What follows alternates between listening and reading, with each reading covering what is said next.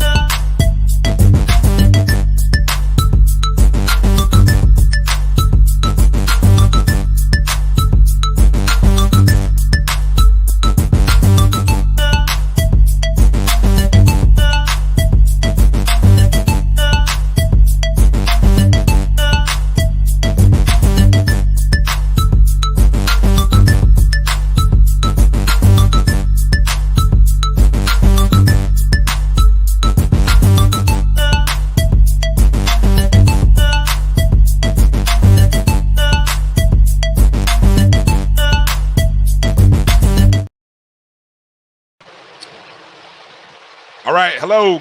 Good evening. Hello. Happy Sunday to you. It's the BCSN SportsWrap. Bryan Fulford in his home studio. A.D. Drew on the road, sounding like he's in a rainstorm. But Drew, how you doing? Where you at? I am about an hour from joining you in my home studio. But Bryan, I noticed that somebody must have had a little bit of extra time on their hand in the classroom this week. We got What do you mean? brand new intro coming into the show. Countdown, brand new countdown. Yeah, you try to jazz it up a little bit, man. Try to stay with the claim that we have one of the best intros in all of HBCU Sports podcasts. So. All right, Bryan. Fess up, Bryan. Which one of your students did you buy extra milk for them to do that?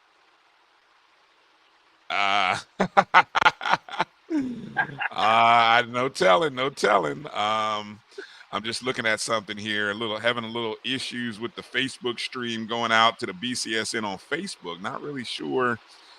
I don't know if it's a Facebook issue. I'm getting all kinds of little messages here. So what's funny, it's streaming to our BCSN Facebook feed, but for some reason, all right, so we'll see what happens here. I don't know. The show seems to be on our BCSN Facebook feed. Hello to everybody watching us on YouTube. Those of you who are also watching us on Instagram Live or Twitter, also known as X, we say hello to you and thank you for joining us here on the BCSN SportsWrap. Lots to talk about tonight. We've had a busy last 72 hours, Drew. Busy Yes, 72 hours. Yes, we have. So we're going to get into talking about all the news from the past week. And what's ahead. Got some interesting conversation starters. Just some different things that we're seeing out in the X-verse, I guess is what might want to call it. I don't know if that's what they call it.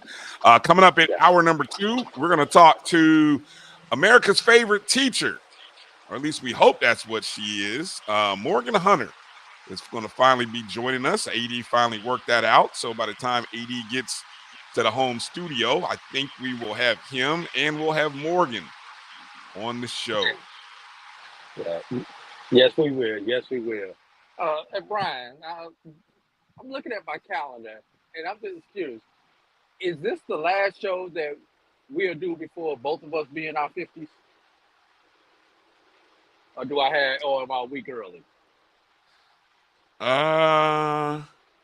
You are a week early. You are a week and a day early. Okay. A week and a day early. I got one more show in my 40s, Drew. One more show in my 40s. Now, although that, we may have to talk about that because, we do start celebrating on Cinco de Mayo. Just got to say that, Drew. And that is a Saturday this year.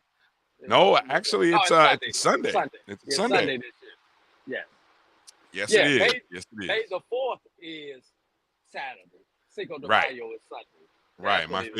My favorite Star Wars day. May the 4th be with you for all of my Star Wars nerds and fans out there.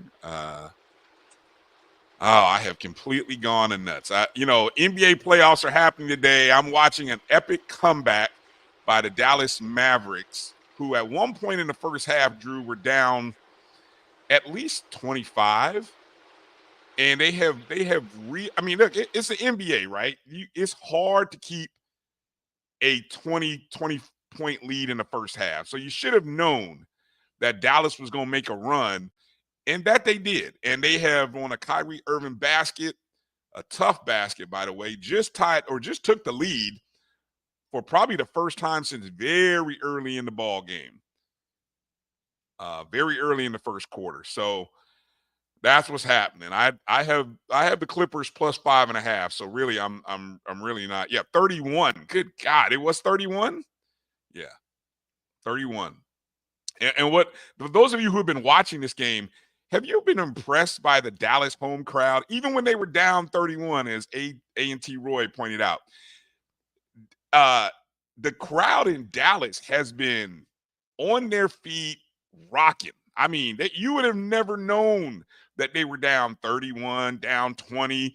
I mean, because the crowd has been, I mean, what a great crowd in Dallas. What a great crowd. I mean, and you combine that with any of you, if you watch the Knicks and Sixers game, but I'm telling you, Drew, this is the best time to watch the NBA, is it not? I don't know. Drew's on mute, so I don't know. Drew's traveling, so I don't know where he is right now. But you guys tell me in the chat room. You guys let me know. This is a great time to watch the NBA.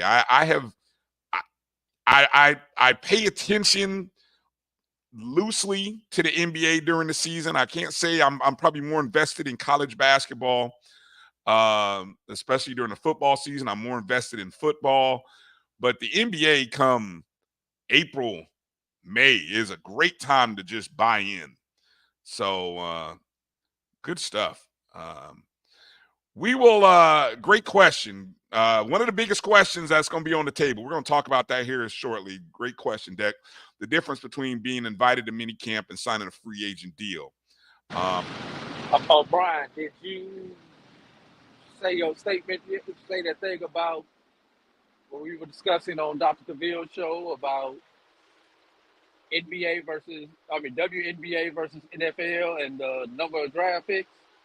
Do I need to refresh your memory on that? You really want to do that? You want to start the show that way? That's what we're starting the show with, Drew? I mean, you're talking about NFL stuff, so. No, I wasn't talking about NFL stuff, Okay, but we'll leave it to the NFL segment. No. We can start there. I mean, look, I mean, that's the freshest story. So we can start there, Drew. I was just simply pointing out a question by my good friend Dexter Martin, asking about the difference between being invited to mini camp and signing a free agent. But the lead story now, me, I wanted to start with the Tamicha Reed story, but Drew, because he wants to gloat, I'm gonna let Drew start with the HBCU, or I should say the lack of HBCU players being drafted, Drew. And refresh people. What was I set the line, and what did you say? I said how many HBCU players will be drafted. Drew, what did you say? I said I answered your question with a question, which you're never supposed to do. And my statement was, will the NFL with 256 picks draft more HBCU players than the WNBA did with 36 picks? And this is going back to Thursday's Dr. Cavill's Inside the HBCU Sports Lab. Both myself and Kelvin Carter said no, the NFL would not draft more. You were leaning more to push to 2. And, well, Brian, you're going to learn to listen to your boy every now and then. Yeah.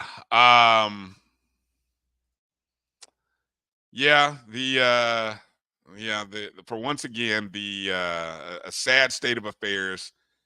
We should have known. We should have seen it coming that that there were zero. This was about as bad as the COVID year, where I think in the COVID year there were no players drafted, and this year I think they went in the 2 seasons after COVID, because this is year 3 after COVID, I believe. So in the 2 seasons after COVID, there were a couple of guys drafted, one guy, maybe 2. This year, back to 0.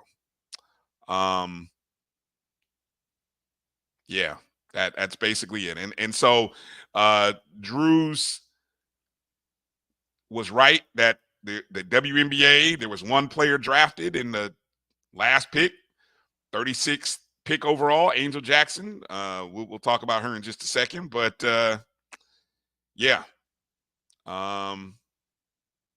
And this is a great question, Roy. Why were there no guys drafted? I saw a very interesting tweet by Gerald Huggins, who I love what he does, is scouting. He also Gerald also, I believe it's draft HBCU players.com is the site where he does a lot of his scouting for. And he actually said that this year was a better year than last year's. I want to go and read his tweet exactly, because I don't want to misquote him here. I was a little surprised when he said it. So let me go back and find his tweet here. See if I can find it here. I'm scrolling. If it comes up instantly, I don't know. This is great radio, great TV, podcasting. Anyway, if I can find it, I'll see if I can find it. But anyway, basically to sum up, he had basically said that he thought this year's draft was better than last year. And I was kind of like, yeah, I don't really know about this year being better. I mean, who would you say was the dominant HBCU player this year? Who? I'll wait. Davius Richard. Davius Richard.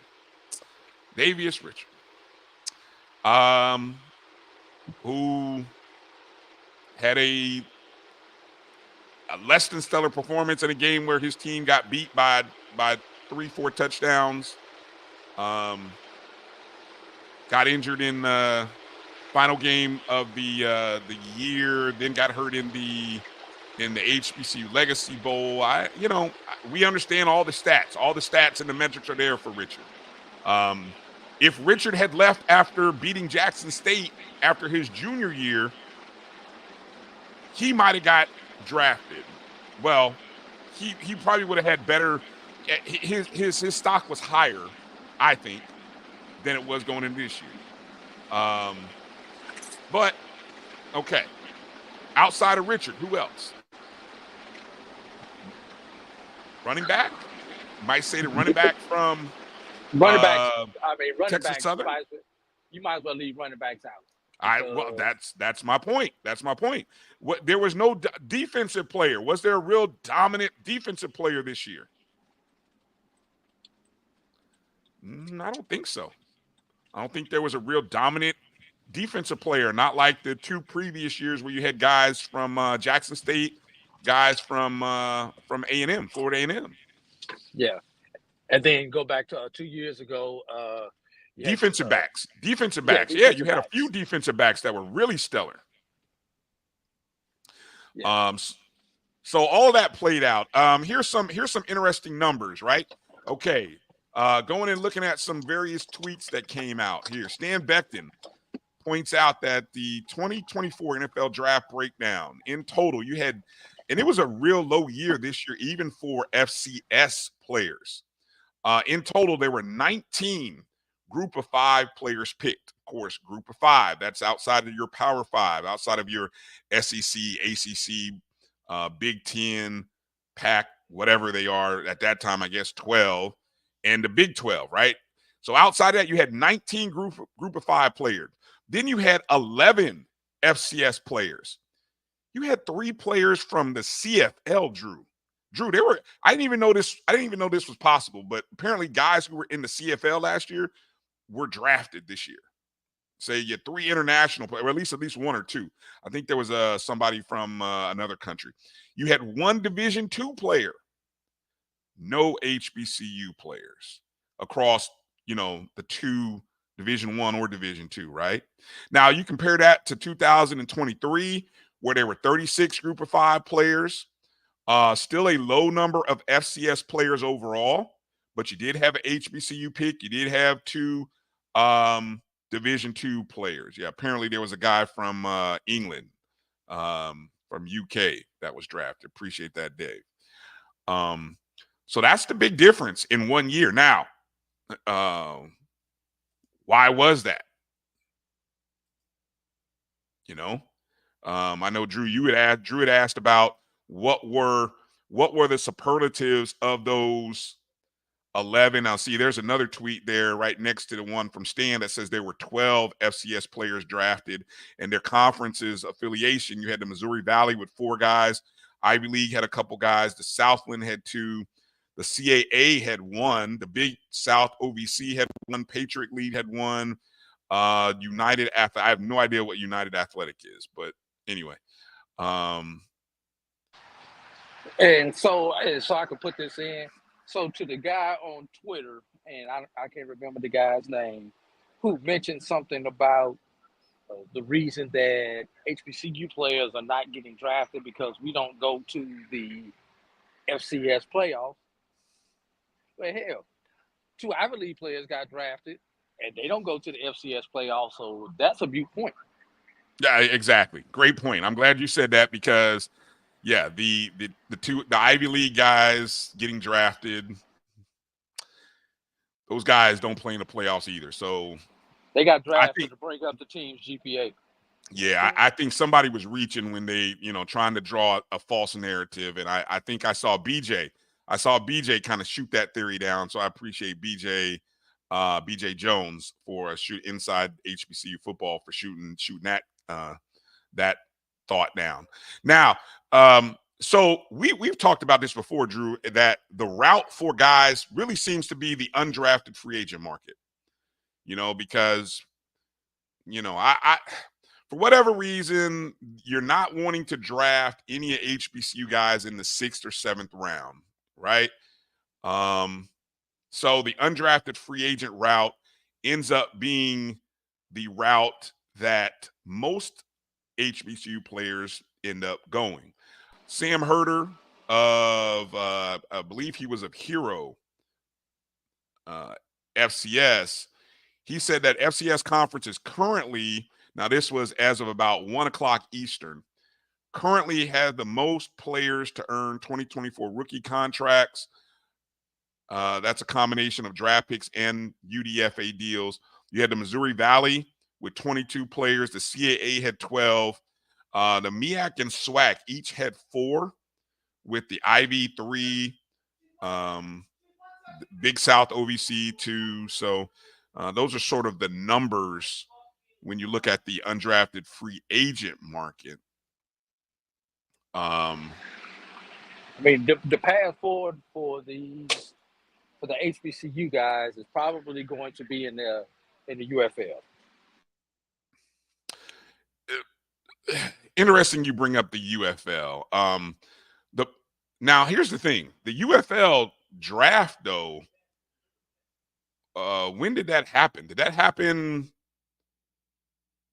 That had to happen. It happened right around the Super Bowl. I can't remember if it was right before or slightly afterwards. I think it was slightly after the Super Bowl. Right. But the thing about that, most guys are doing what? They're not going to.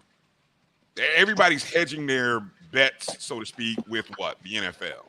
Right. And then now these guys can wind up in Canada this year, but as far as the league, it's going to be a year if they don't get a UDFA contract. Right. Okay, and so that comes back to the main question that Dexter had kind of asked about the difference between being invited to a mini camp and signing a free agent deal, because in some of these graphics that I'm going to show, there are guys who were signed, there are guys who were invited. So I'm just going to read a little blurb here from the Miami Herald. The biggest difference between an undrafted free agent and a player with a mini camp invite is that undrafted free agents will have signed contracts with the respective team. A mini camp invite is a tryout with no signed contract between the player and team heading into camp. Which is, ironically, Brian, is kind of irrelevant because if you don't make the 53-man roster or I don't know if they've expanded it from 10. I think they've expanded the practice squad from 10 to a couple of more. They did expand the practice squad, yeah. You still don't get paid a full salary. Yeah, you get a stipend during mini camp and during the actual camp, but you don't get paid. Heck, even the players, even Patrick Mahomes doesn't get paid during preseason and camp. He doesn't get paid until week 1 of the NFL season.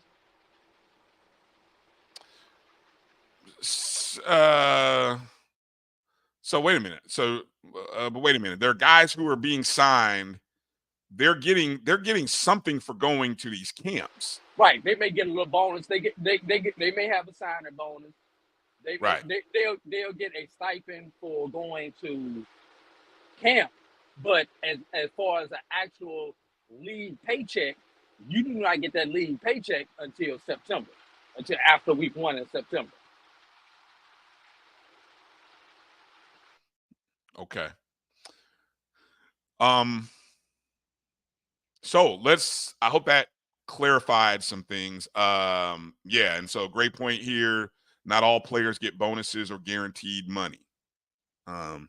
So the guys who you're seeing getting invites are hoping to impress enough. I heard somebody, and I remember that when this came up a couple years ago with Marquise Bell, who was signed to a contract from Dallas. Dallas could have drafted Marquise, but they chose to bring him in. And then when you look at the money that certain guys will get when it starts coming out, one of my favorite sites to look at is SportsWrap. I think it's SPOTRAC. That'll show a lot of contracts. When you start to see guys in their contracts, essentially, you almost could have signed that guy in the 6th or 7th round, but for whatever reason you chose not to.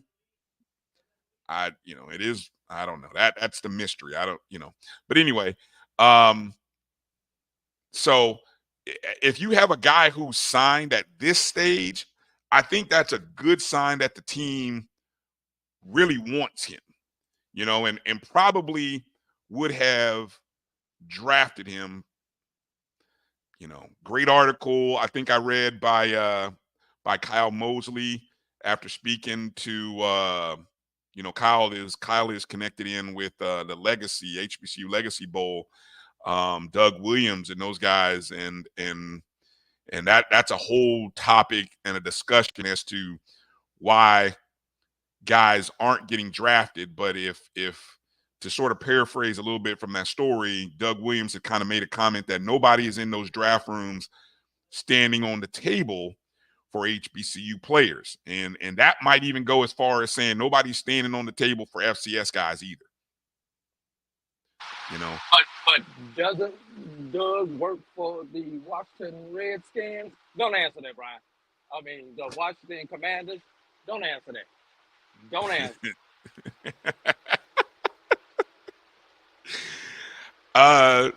Look, it's a great question. I mean, I think it's a question over the next month or two that I think the people who are the advocates for HBCU players, guys like Steve Weiss, guys like Shaq Harris, Doug Williams, Troy Vincent, I think, the people in the NFL offices, it really is that I think I saw a stat that there are 8 Black GMs, 6 Black head coaches. I don't know what scouting departments look like, but I think it's time to I think someone in those spaces and places who has the kind of gravitas to be able to talk to those scouts and GMs and coaches and really say, what is it that's preventing you guys from drafting HBCU players? Is it the competition? Because that's the easy talk. It's easy to say it's the competition. What is it? Is it the exposure? You didn't see him? It can't be the measurables, Drew, because I think some of the measurables that are coming out of the combines are comparable. Roy says it's talent. Maybe so. So this would be a year where the talent wasn't as good, huh? I mean, 275 spots. Let's take a look at some of the names that that I've been able to track down, and these are some of the names who have signed and been a part of the undrafted free agent. You can see already a pair of Grambling players now. Sundiata Anderson, you can see signed a undrafted free agent contract there with Seattle. Cedric Anderson was invited to the Eagles rookie minicamp. So congratulations to both of those guys. Next up, a pair of South Carolina State Bulldogs, Jablonski Green and Patrick Godbolt. Both were invited. Green to the Colts, my Colts, and Godbolt to the Jets. One thing I will say, what's interesting about Green being invited by the Colts is Chris Ballard, the GM of the Colts, drafted Shaq Leonard back in maybe about 5 seasons ago out of South Carolina State. So he's very familiar with the program. Actually, one of the key guys up front is an Alabama State guy. So I think there are certain programs, certain organizations who are familiar with the talent level at HBCUs, and so when I see somebody like Green, Isaiah Land is at the Colts. Traded, actually became Dallas decided not to keep him after minicamp.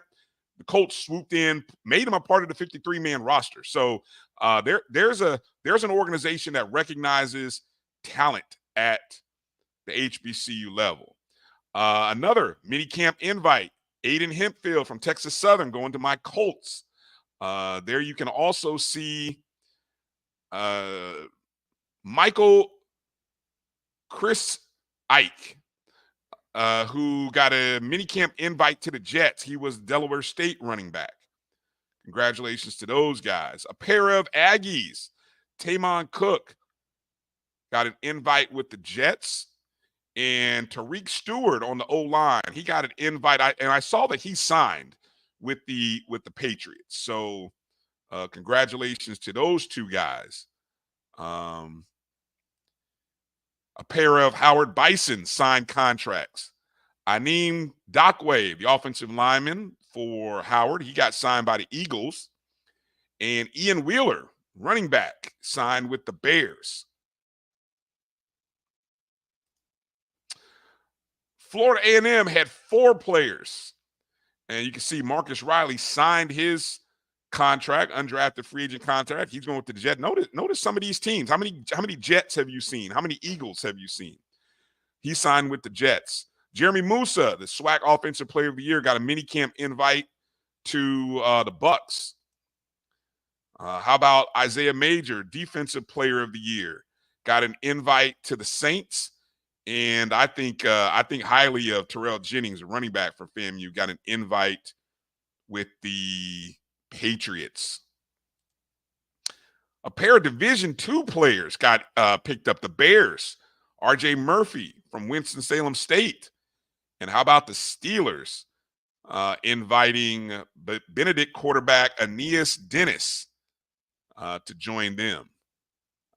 And I think I caught everybody there. I may have missed somebody.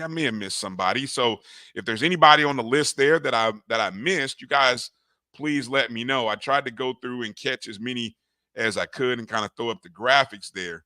But there we go. I want to come back after the break before we get into talking about the Tamicha Reed story. I see a great comment here by our coach Ferrasi in the chat.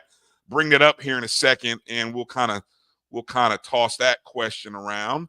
You guys keep the discussions going in the chats while we step away for a quick break. You're watching the BCSN Sports Wrap right here on the Black College Sports Network. We'll be back in just a moment.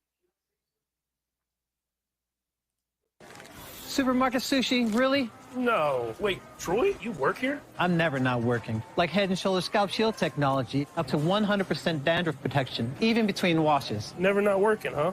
Oh, Troy, you're such a good teacher. Yeah, I know. Never not working. Never not working. Never, ever not working. Are you serious? Never not working. Dandruff protection that's never not working. Head & Shoulders Scalp Shield technology. It's never too early to plant the seed, to share the tradition, and instill a sense of pride in your HBCU with your little ones. HBCU Pride and Joy Children's Boutique helps you share your school spirit with a wide selection of adorable kids apparel and accessories officially licensed from your favorite HBCU. Visit hbcupridejoy.com and follow us on all social media at HBCU Pride Joy on Facebook and Twitter.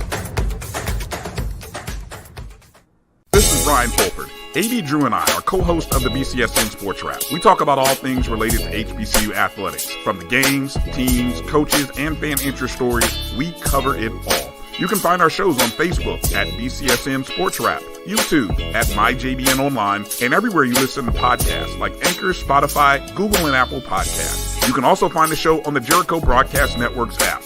Make sure to download. We look forward to you joining the conversation and being a part of the show. You're looking for the latest information on Southern University sports, the Southwestern Athletic Conference, and HBCU athletics. There's only one place to go. Tune in to the Carlos Brown Show, exclusively on the Black College Sports Network.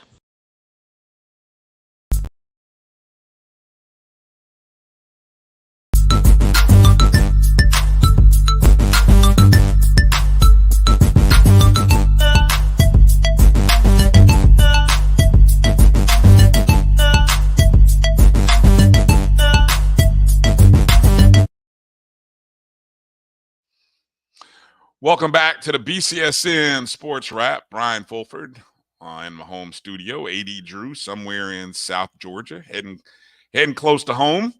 Should be home probably in about hour number 2. He should be home. Want to encourage everybody, hit the thumbs up button if you're watching us on YouTube.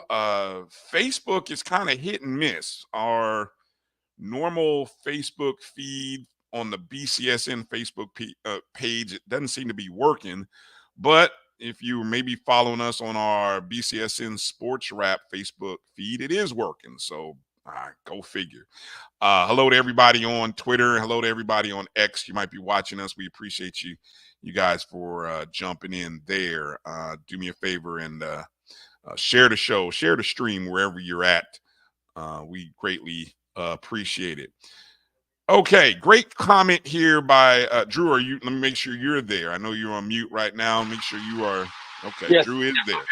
Yeah, okay, I'm going to read a comment here by Coach Ferrasi. Coach Ferrasi says HBCUs need a coach like Eddie Robinson from Grambling State who would get the attention of NFL scouts to let them know HBCU guys can play at their level.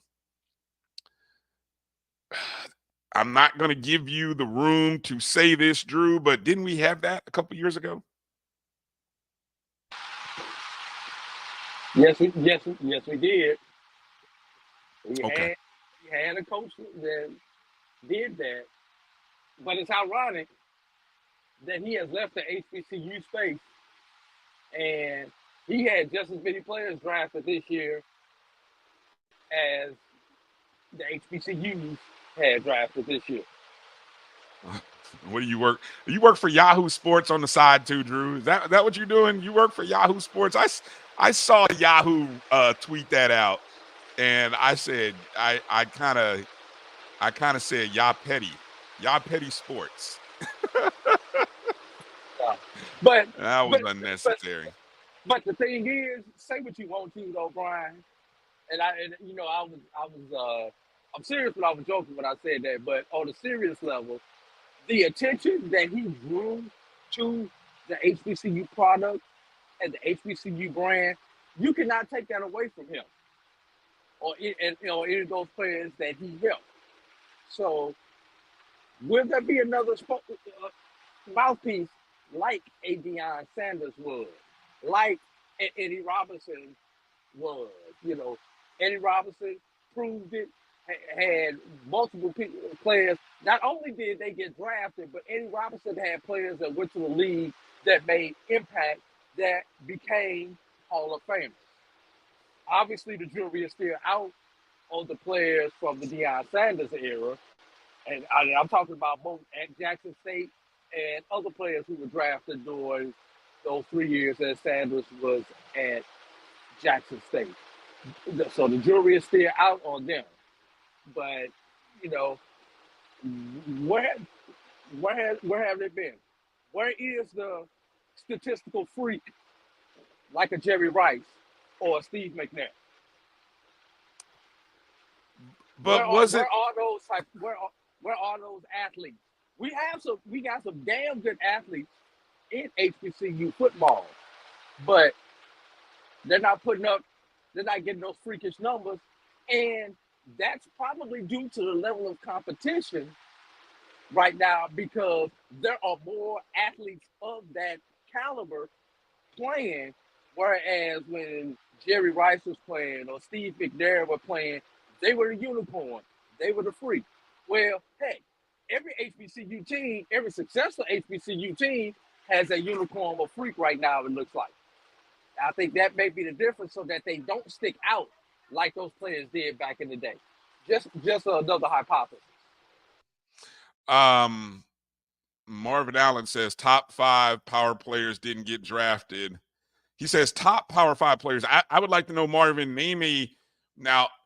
I'm going to quantify this. When you say a top Power 5 player, so I'm going to say somebody who's rated in the top 20. Give me a guy in the top 20 of his position that didn't get drafted. Because I find it hard to believe that a top guy, the top 10 in every position probably got drafted. The top 15 in every position got drafted. I might be stretching it when I say top 20. What about the talent question? The talent question is interesting because, again,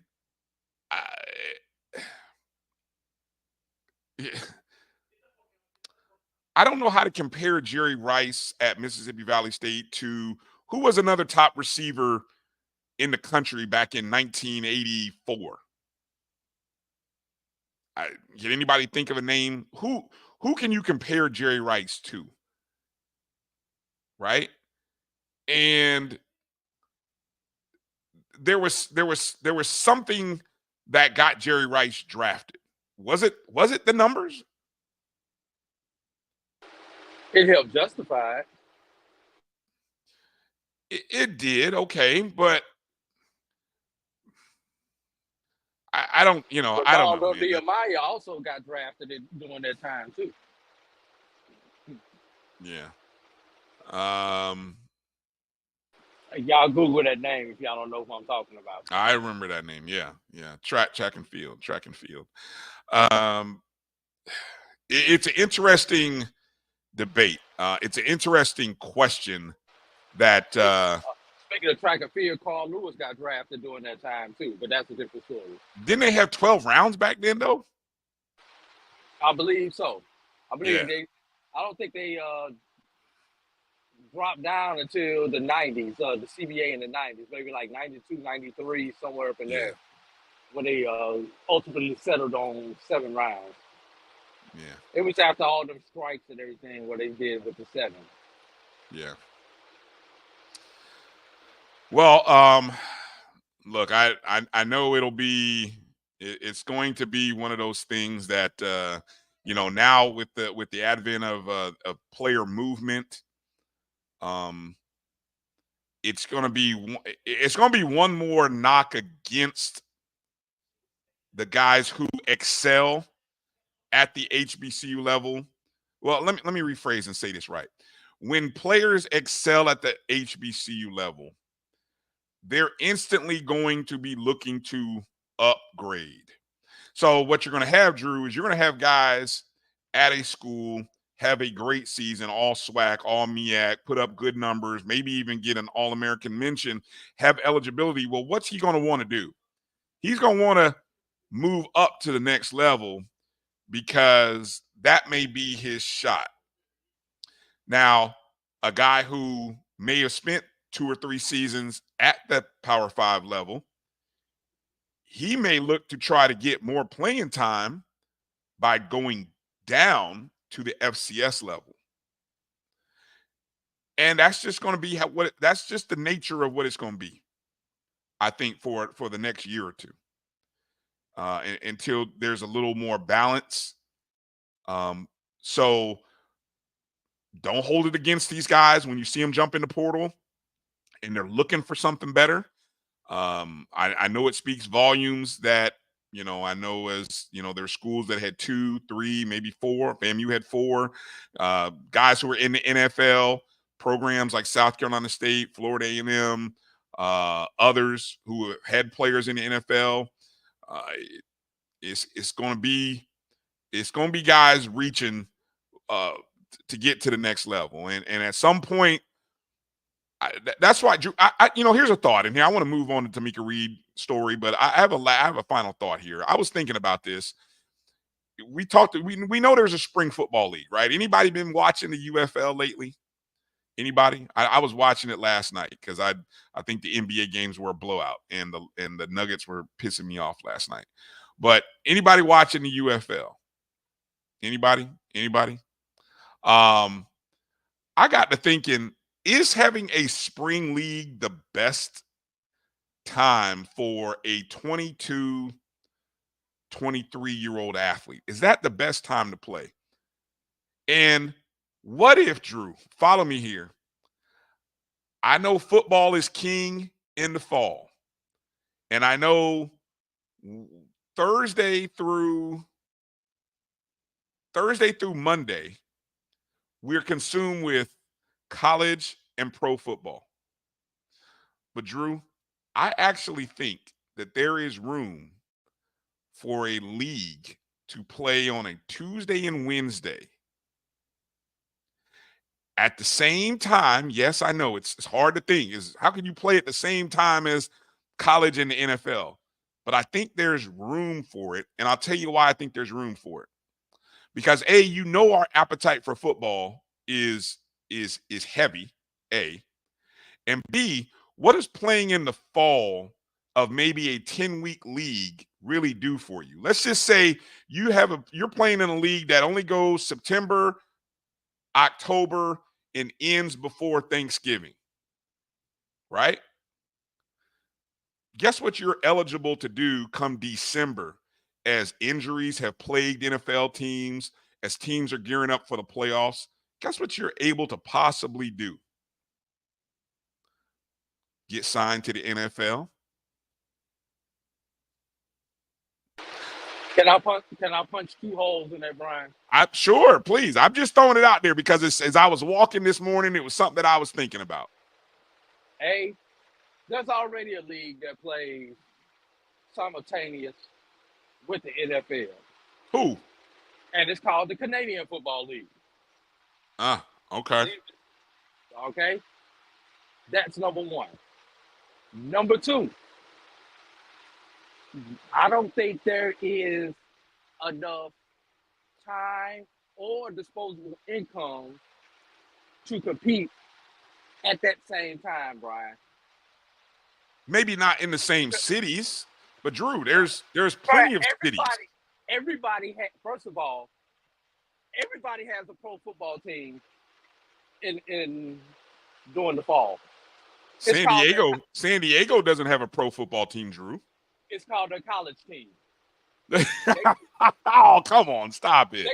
But Bryan, fans are more rabid for their collegiate team and will spend more of their disposable income on their favorite collegiate team than they will a pro team. Then when you add in the fact that Junior is playing football, hopefully on Friday nights, but he may not have made it to Friday nights yet. So you've got all those other games. Bryan, I live in the South. I've seen stadiums packed on Tuesday night for a seventh grade game, Brian.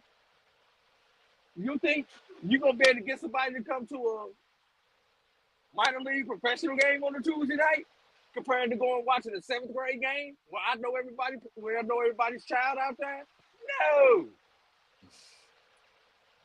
No. I don't know. That one's a little thin in my opinion, Drew. I think there's income during that time. I'm saving my money for the Saturday tailgate. If I have a protein, I may follow my protein, but the rest of that, I'm doing enough of my disposable income for local football. But again, Drew, I think you are discounting. I'm not going to watch former college athletes. You're not. But I think there's a lot of Americans who would eat up. It's the reason why they have college football games late in November playing on Tuesdays and Wednesdays. Maxion. That's because everybody else has stopped playing. Huh? That's because everybody else has stopped playing. But there's a window. There's an opportunity. There's okay. I mean, you guys, you know. I thought it was a reach, but the more and more I think about it, Drew, I know why they're playing a spring league. I do get it, but hey, Brian, if that's the case, we need to move the WNBA to the wintertime also.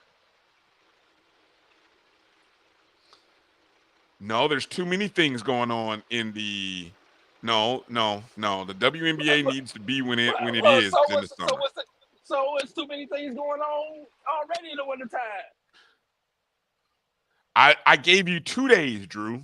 The 2 days when there is the least amount of activity of football on television. That's Tuesday and Wednesday. I didn't say play it on a Friday. I didn't say play it on Saturday. We understand what those days are. Thursday to Monday are reserved for college and pro football. You don't mess with those 2 days. That leaves 2 days out of a 7-day week that are open. All right, Ryan, here's hole number 3. Where are you going to play these games at? And Drew, what I mean by that is, are stadiums available to play these games at during their time? Because if they're natural surfaces, grass has to have time to recover. I mean, how many fields are playing on field turf, Drew? More and more, unfortunately. But I just think about facilities at the same time may not be readily available during those times. That's another bite. Let's move to Tamicha Reed because we're beating this horse to death. Okay. You didn't like my idea. That's all. I really didn't. You didn't. That's okay. That's all right. Good to know that you're rolling with the Pacers, Marvin. All right. Yeah. That game starts at 7. Apparently, there is no Dame Lillard tonight. Still no Antetokounmpo. So I'm fully expecting the Pacers to win this one. I just don't know if I'm willing to lay 10. I got to look at the numbers on that game and kind of see what it's looking like, to be honest with you. Right now it's a 10-point line, the over-under at 215. So yeah, anybody got any ideas for me? I'm on a heater. I'm recovering from a bad period. I doubled down too hard on the Lakers losing the other night. So I'm trying to make up. I need good plays. So if you guys got any good suggestions, player props, let me know. Okay. The other big HBCU related story. Tamicha Reed, formerly the head coach at Jackson State University, is now moving on to Charlotte. She's taking her talents to the East Coast, to Charlotte, North Carolina, basketball country, some might say. And she is about to be the new head coach at Charlotte. I'll tell you, look, I had asked the question, and, I was asking it just to ask it. People got in their feelings when I asked it. But I kept wondering, I said, she hadn't signed a new contract. What are we waiting on? What is what's the wait? Why not? And it looks like supposedly there was a deal for 4 years, 250 per at Jackson State. That was maybe on the table, maybe it wasn't. But a great question that I've been wondering over the past couple of days, and I've heard this talked about on other shows and other places. Could Jackson State afford to have Jackson State's Tamicha Reed, who obviously the most successful, I guess she's the most successful coach currently at Jackson State. I think that's fair. Could Jackson State afford, could you live with the optics of your women's basketball coach being the highest paid coach, or at worst case, number 2 among all your programs? So in short, basically, the question is, could they afford Tamicha Reed at the going rate? And I kept saying when her name came up for the Tennessee job, I kept saying the value of Tamicha Reed is close to 3 a year. If you look at what other coaches from mid-majors were getting and had less of a successful record. And again, if you don't know the record, 6 seasons at Jackson State, 125-54, a 95-10 conference record. She's had 3 consecutive 20-plus win seasons. That's the 4th highest conference win percentage over the last 5 years, a 95.4% win percentage. She was 53-1 in the SWAC the last 3 years, Drew. 53-1. That's called being dominant. That's not just being good. That's being dominant. Building the most dominant program in maybe 20, 25 years in SWAC women's basketball. Israel What she have asked, left to accomplish at Jackson State? I am assuming you couldn't afford her, Israel.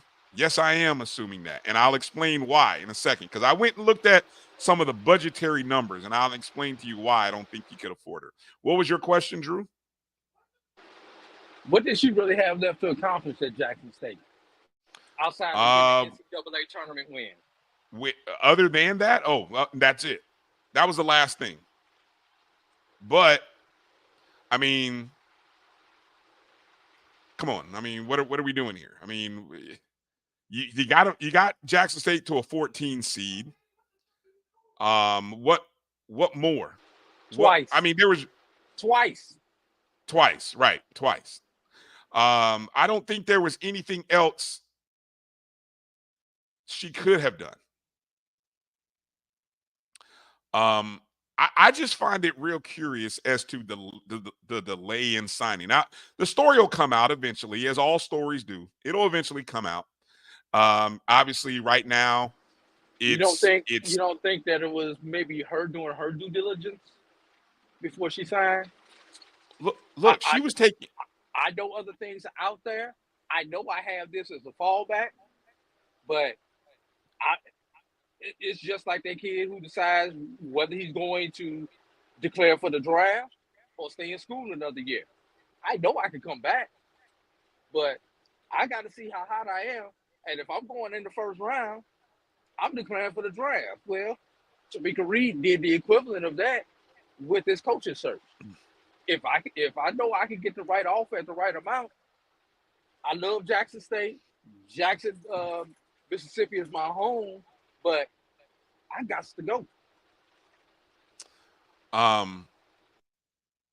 And the contract that now look, I went and looked, and I think anybody can do this, and you can pull up and do a search on what the previous coach at Charlotte was making, and she was one of the top 3 earners among Charlotte athletics, probably right behind the football coach and the men's basketball coach. She was making about 269, I think, just under 270.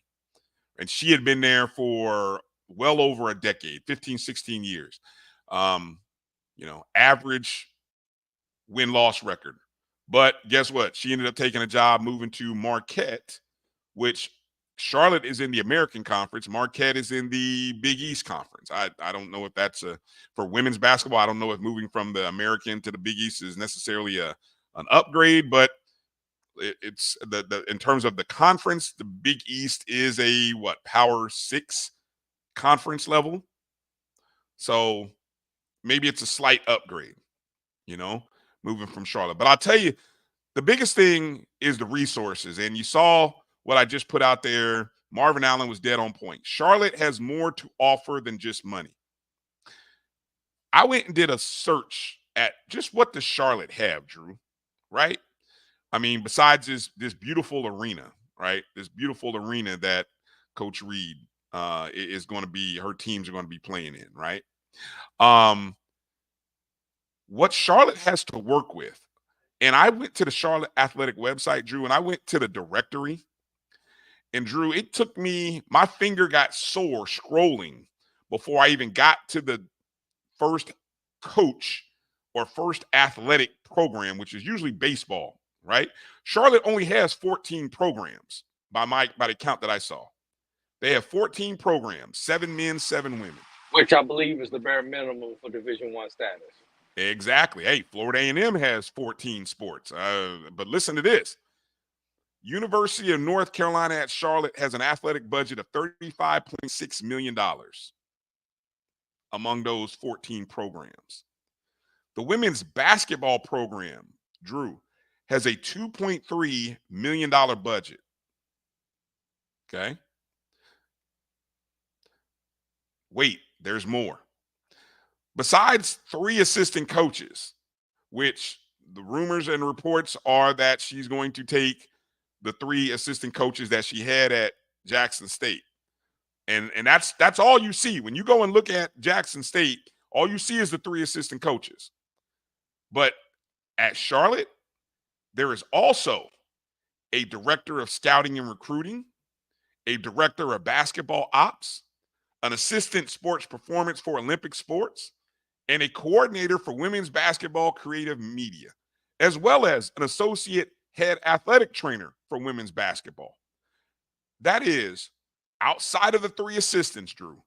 1, 2, 3, 4, 5 additional positions at her. I mean, they're on the website right now. You can go to the Charlotte website, look at the same info I looked at. They're on the website.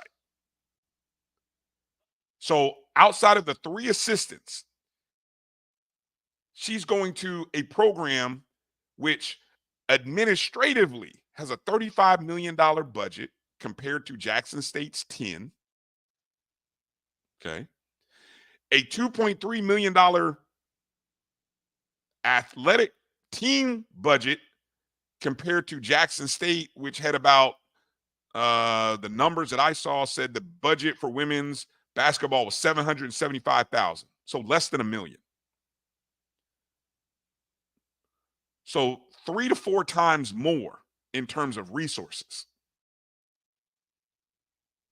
is what she's moving to. The number of players on scholarship, there were 20 open spots at Charlotte. She had 16 open available spots at Jackson State. So that gives you more room for what? Walk-ons. Right, because the max is 15 scholarships in women's basketball. Right. So you can have additional walk-ons. So when I looked at all of that, I was like, oh. Now the one thing I will say, look, G Boom, better fan support. I don't know about that. Here's what I'll say. When I did go and look at the numbers, right? Jackson State had among the SWAC the 5th best attendance numbers in the SWAC, right? Average attendance at games, let me see. Average attendance at Jackson State games was 1,183 per home games. Okay. that was the only thing that was a little bit better than what Charlotte's average was. Now, again, you go back to look at this arena. That arena can hold more than, I think the most I saw for any Charlotte game was about 1,000. Usually it was in between 800 to 1,000 people.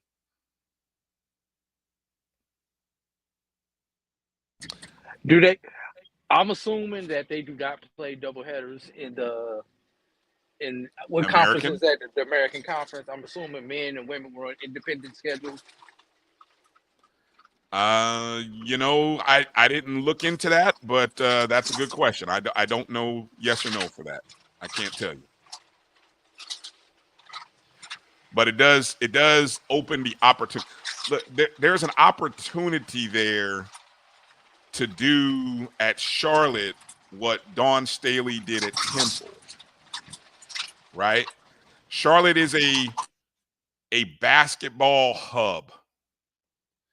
And if Reed can come in with her infectious attitude and spirit and knowing the kind of coach that she is, Charlotte can turn into the kind of program that is challenging. I mean, this past season, Charlotte finished 16-15 overall, 9-9 in conference, which was like, there were like 5 teams that finished 9-9 in the American. So if you have a good season, guess what, Drew? You won't be a 14 seed when you go to the tournament because the American is probably about a 2 or 3 bid league. So you might be an 8 or a 9. So if the salaries are a little bit better, by not a lot, but a little bit, but your assistant coaches are going to get paid more. Your staff is more. I understand why she left. And congratulations to her. Any thoughts there? I was gonna say congratulations to one of her assistant coaches, Chase Campbell, who I know. So congratulations to Chase for making the upgrade also.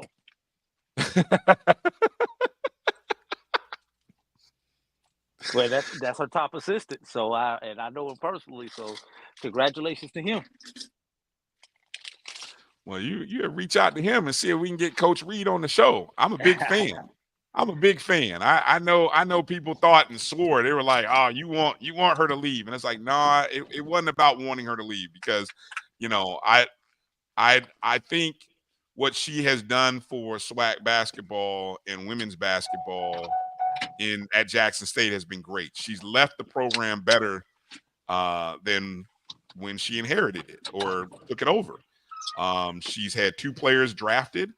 Apparently, one of those players, and I think I saw this, and I think I've got the infographic here. Yeah, one of those players, the most recent pick, Angel Jackson, apparently has just signed she's made the cut, or at least made the 15-woman roster, where according to HBCU Premier Sports and more, she signed a 4-year, $276,000 contract, with the 4th year being a team option.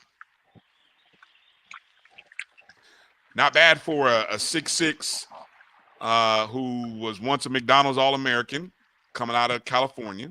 Let's not forget that. And there are not too many 6'6" players in the WNBA, Drew. I don't know if you checked. And yeah, I think I'm not sure, but I know they're like 7-footers. Yes.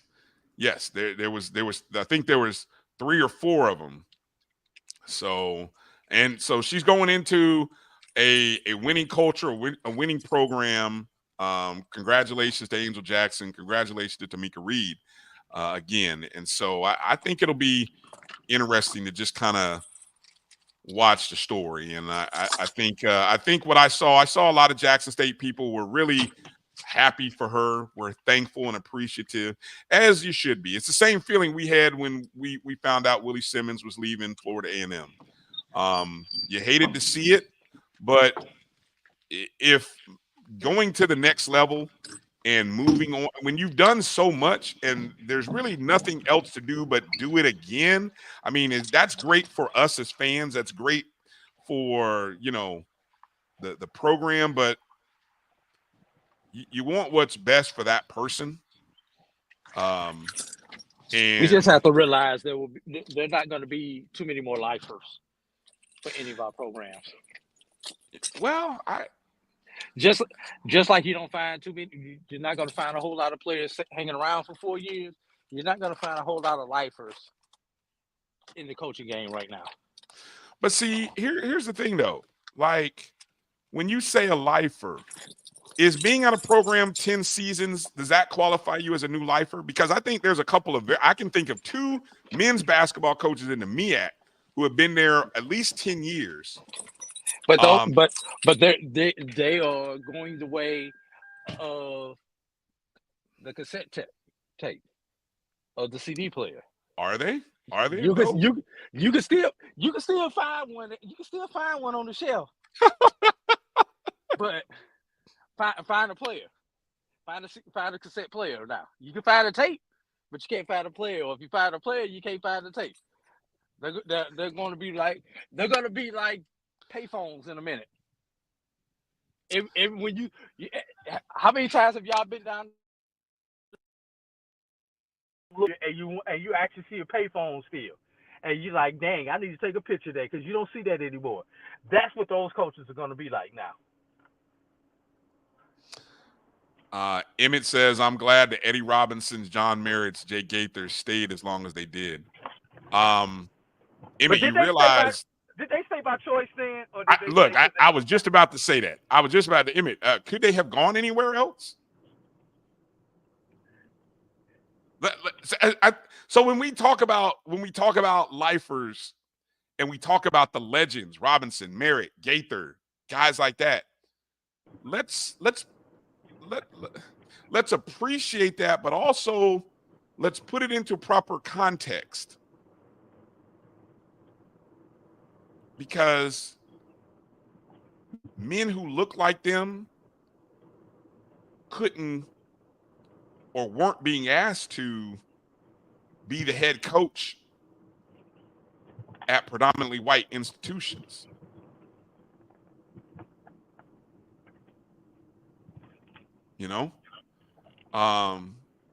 So I guess we have to I think it just brings up the opportunity to say, when you look at all that Charlotte has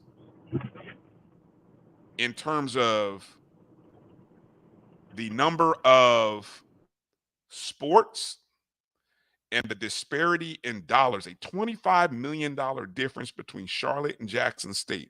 Hell, a $25, $26, $27 million between FAMU and Charlotte in terms of same number of programs. The bigger question that we all should be asking, what are and what can our university leaders do to close that gap? That's the bigger discussion. It's not the states need to give us the funding that they shorted us for so long. That would be a good starting point. That would be nice. It would be nice for the states to do, but operate off the fact that they might not. You said Mike, Brian? Did you say Mike? I said might because I'm an optimist, Drew. So I'm gonna side on possibility. I'm a member of the Optimist Club, and I'm not optimistic about that happening anytime soon. I don't know about that, Drew. Sometimes you be on the pessimistic side of things. Just like I was pessimistic about the WNBA draft versus the NFL draft. Yeah, you hit that one out the park. Yeah. How far away are you from being home? Because I want to get ready to take that break so that we can bring in Morgan. Morgan is in the studio in the background. I'm about 5 from the house. So how do you want to do this? Do you want to you okay to take a break and then we come and we'll bring her on, and as soon as I get in the studio, I'll jump in the conversation. But we can go ahead and get started to respect her time. Okay. All right. Sounds good. So coming up after the break, we're going to talk to America's favorite teacher, or at least we hope that's what the title becomes. We're going to talk to Morgan Hunter. You guys have been voting for her over the last few weeks. It's definitely appreciative. So we're gonna finally get her in the show, and we're gonna find all the dirt on Drew that we can. We're gonna get all the dirt from her and find out how great or how poor a coach AD really was. No, just kidding. Yeah. This your chance to try to get some revenge, but it ain't gonna happen, Brian. No revenge. What revenge? No. You gonna try, but we gonna say no. We gonna say no to Soga Blue Devil strong on this conversation. I got you. All right. So coming up, hang in there. We're coming up with our interview with Morgan Hunter right on the other side. You're watching the BCSN Sports Wrap right here on the Black College Sports Network. If you think all pads are exactly the same, think again. This is Always Ultra Thins reinvented with the Always Triple Protection System. This pad wicks gushes 90% faster, absorbs even more so you can feel dry, and locks odors in. Rethink your pad for up to 100% leak-free and odor-free comfort with the totally reinvented Always Ultra Thins. This is always like never before. The Cuvée Group is a Florida-based marketing and training consulting firm. We help businesses communicate to their target audience and engage them in conversation. We also help to expand their audiences, which will ultimately result in growth for those organizations. In addition to being a certified constant contact specialist, my colleagues and I are also certified in John Maxwell Leadership Principles. We use these proven principles to conduct workshops, training, and private coaching sessions for individuals and companies looking to take things to the next level. Contact us to schedule a free consultation. Issues today, don't delay, call Cuvée.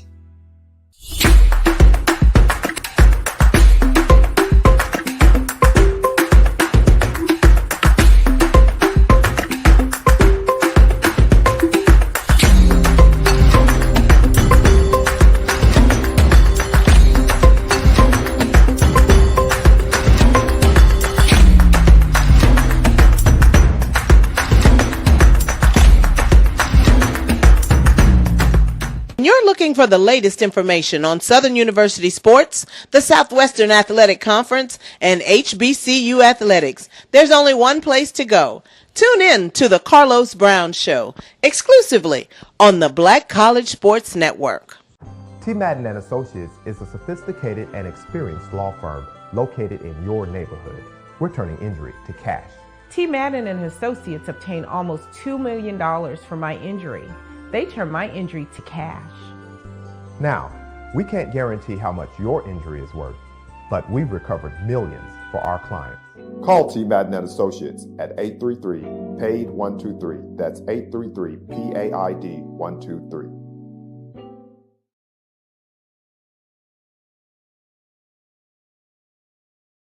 Stride K-12 powered schools are ready to put over 20 years of being a leader in online education to work for you. Dive into curriculum design for the online classroom. Team up with state-certified teachers trained in virtual instruction. Take control of your child's education journey. Discover the power of personalized learning with a leader experienced in preparing kids for a future they can be excited about. Take charge. Stride K-12. Enroll now for the fall.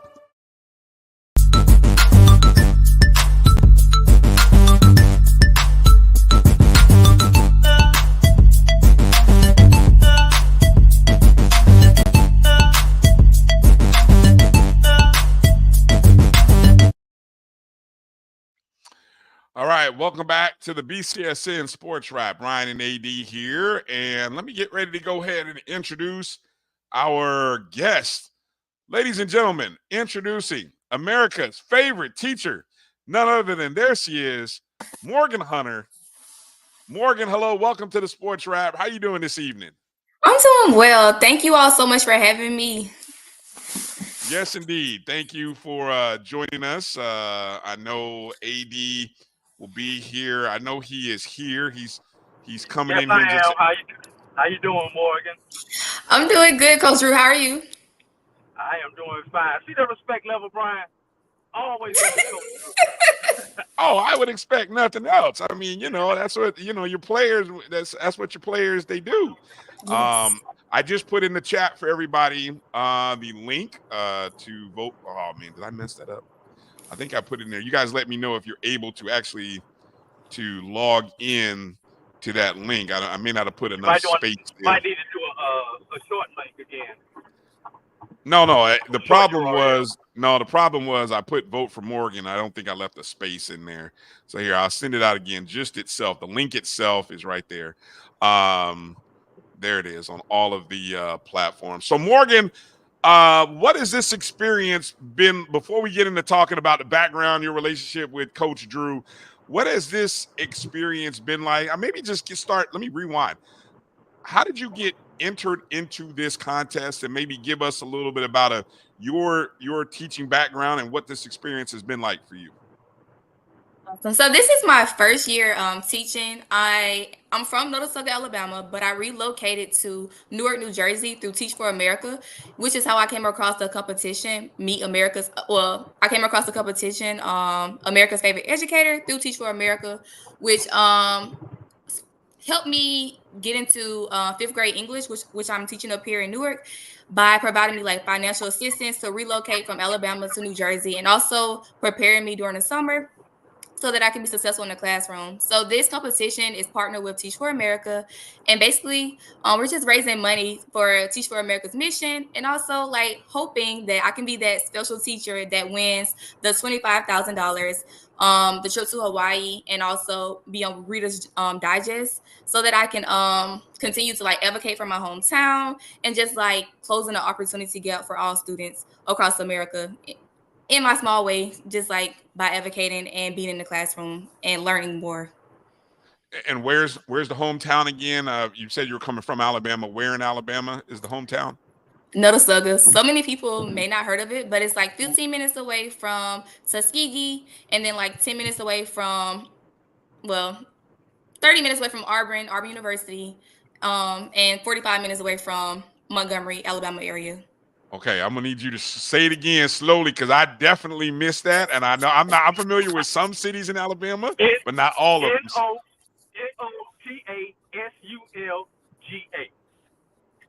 Notasulga. Notasulga. Notasulga. Okay, I just learned a new city in Alabama. I feel a little bit richer in that is awesome. And what's the population of Notasulga? I hope I said that right. The population is blinking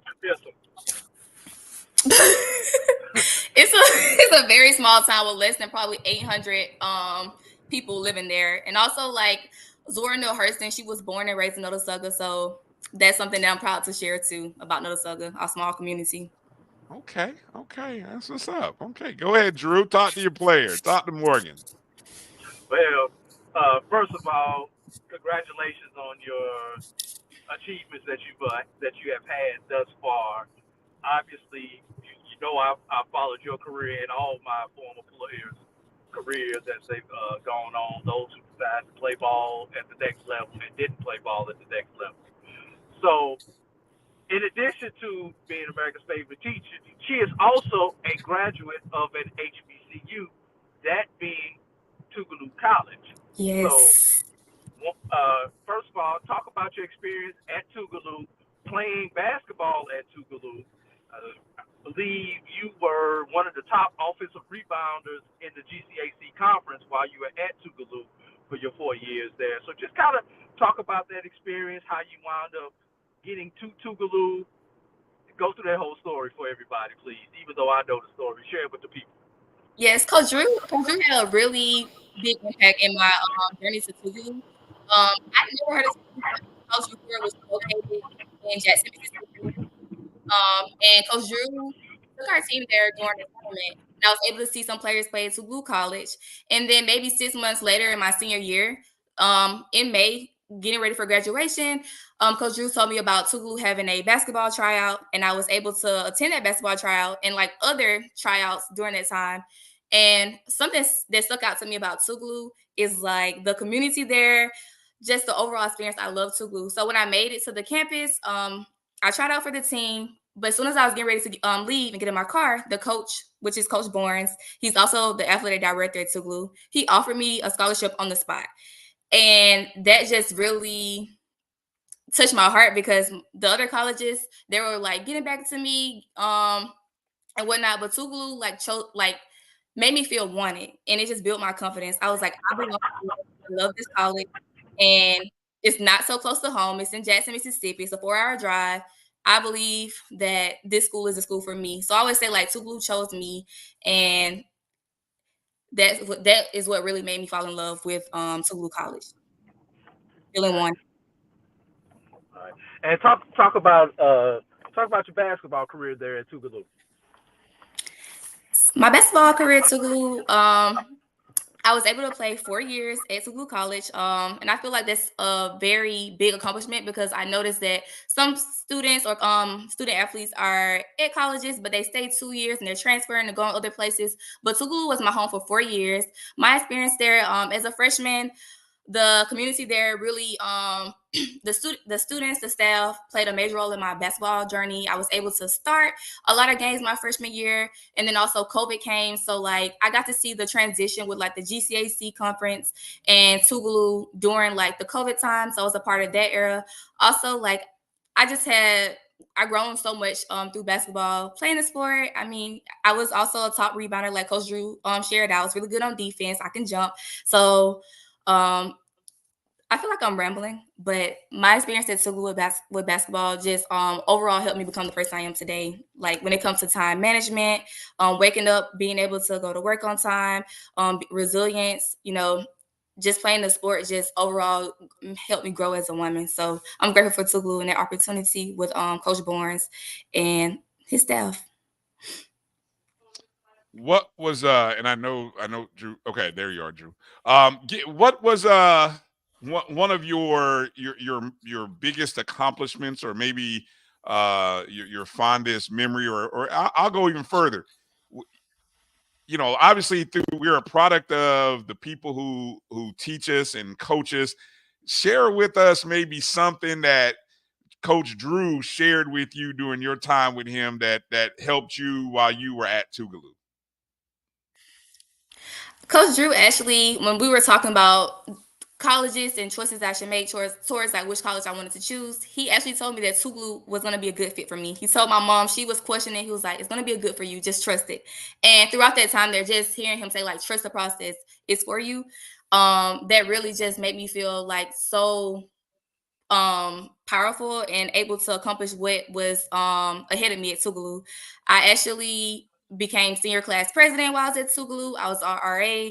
Just so many things that I didn't see like myself becoming because I was like very shy and quiet. Just being able to, like Coach Drew said, trust the process. Go there, believe that this is a place that God put in place for you, and watch yourself flourish and trust that you have everything that you need to be successful there. And Tougaloo gave me the tools that I need to like really, I just come out of my shell and gain confidence through all the opportunities on campus. I even got a chance to run cross country. So basketball wasn't even my only sport there. And on the collegiate level, most students only play one sport. But I was able to like do cross country and basketball. So Tougaloo just opened so many opportunities and helped me I realized who I really was as a person and my purpose.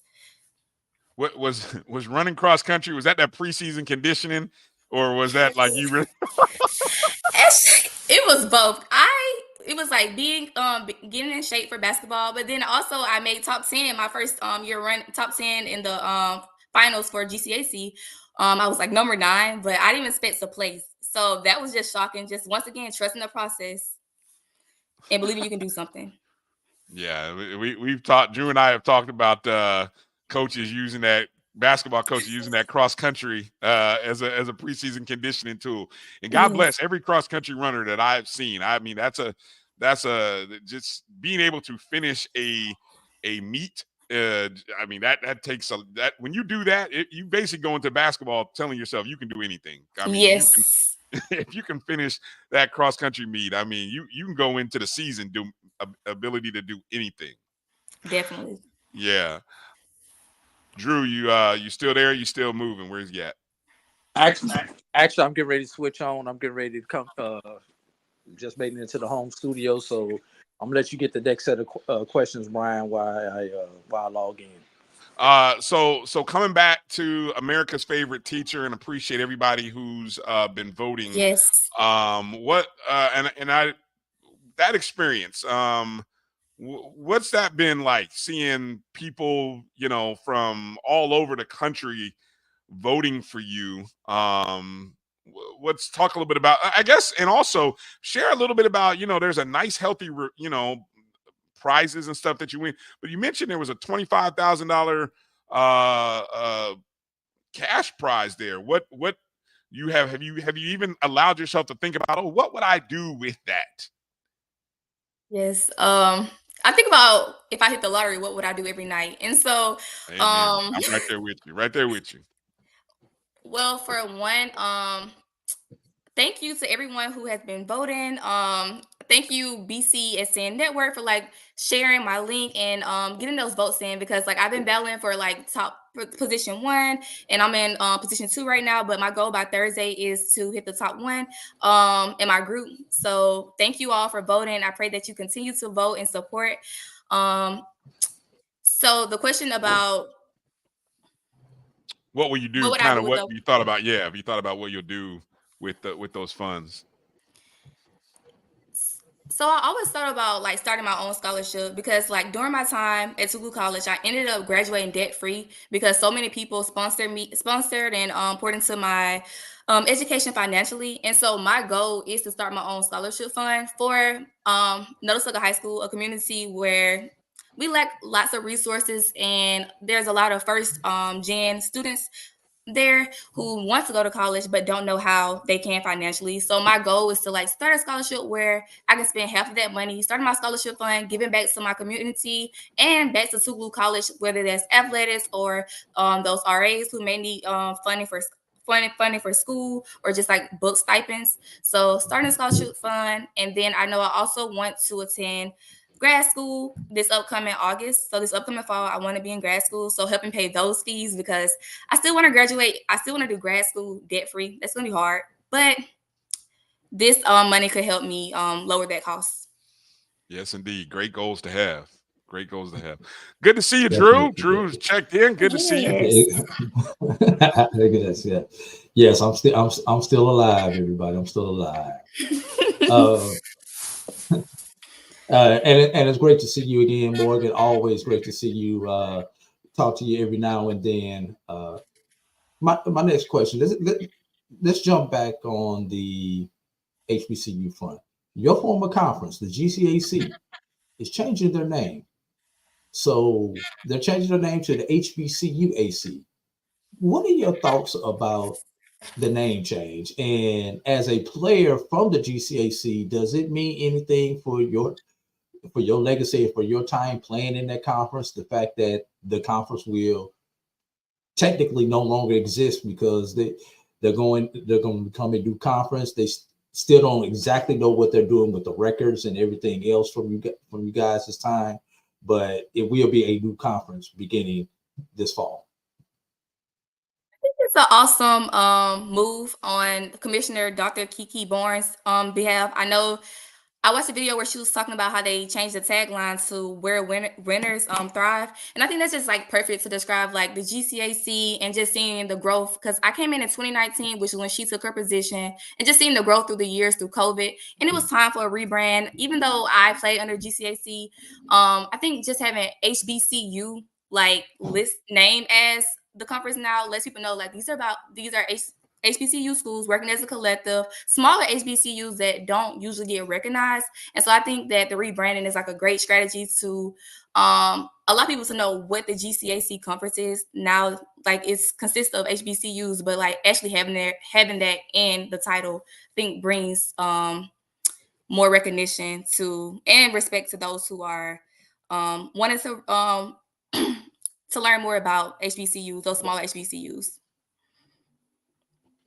Yeah, definitely. I think it is. I think it is a good branded opportunity there for the conference, and I hope that the conference will continue to grow. Did get a chance to talk to Dr. Barnes at the basketball tournament this year. I was at the basketball tournament, so yeah, definitely thought it was a good idea. So, you talked about Jackson, Mississippi. You grew up in Nola Southern.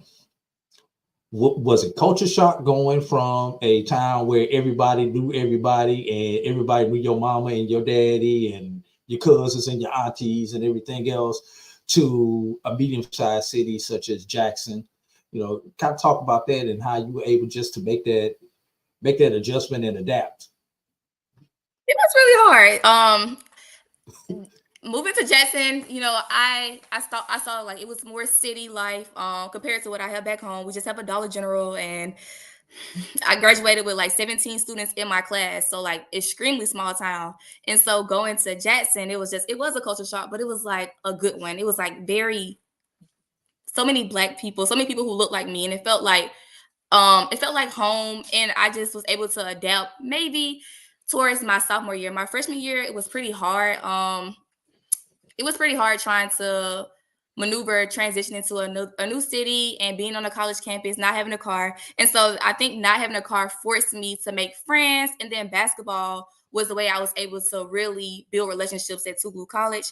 And it was just like so many opportunities on campus, from orientation. Everyone is still that Southern hospitality, that love was there. And so I was able to build relationships after I decided myself to get out and explore what was on campus. So just taking the initiative to get out and realize like there's a community there for me, just like it was one back at home. Did you spend any time over on the other campus? Jackson State. When I ended up pledging Sigma Gamma Rho, Sorority Incorporated, I was able to like branch out and visit Jackson State every once in a while. Definitely. Go ahead, Brian. You're muted, Brian. I can't hear. Brian, you're muted. Oh yeah, I'm on mute. Sorry. No, I was saying Emmett posted, I think New Jersey would be different culturally as well. How's life been transitioning to New York, New Jersey life? I know she posted a lot of pictures from New York on her Facebook page. I think she's starting to love New York. I am, but I'm coming back home. So I really love Jersey, and I feel like Jackson prepared me for Newark, New Jersey. So the transition of being away from home, 4 hours away from home, and then like now able to come home during the holidays when I was in college because of basketball, prepared me for my transition to New Jersey. The weather here was something that I wasn't prepared for, but just like living on my own, being more independent, that was something that I learned during my college experience that came a little bit more natural. It was like a little bit more settling, but the weather, that's something that I haven't got used to.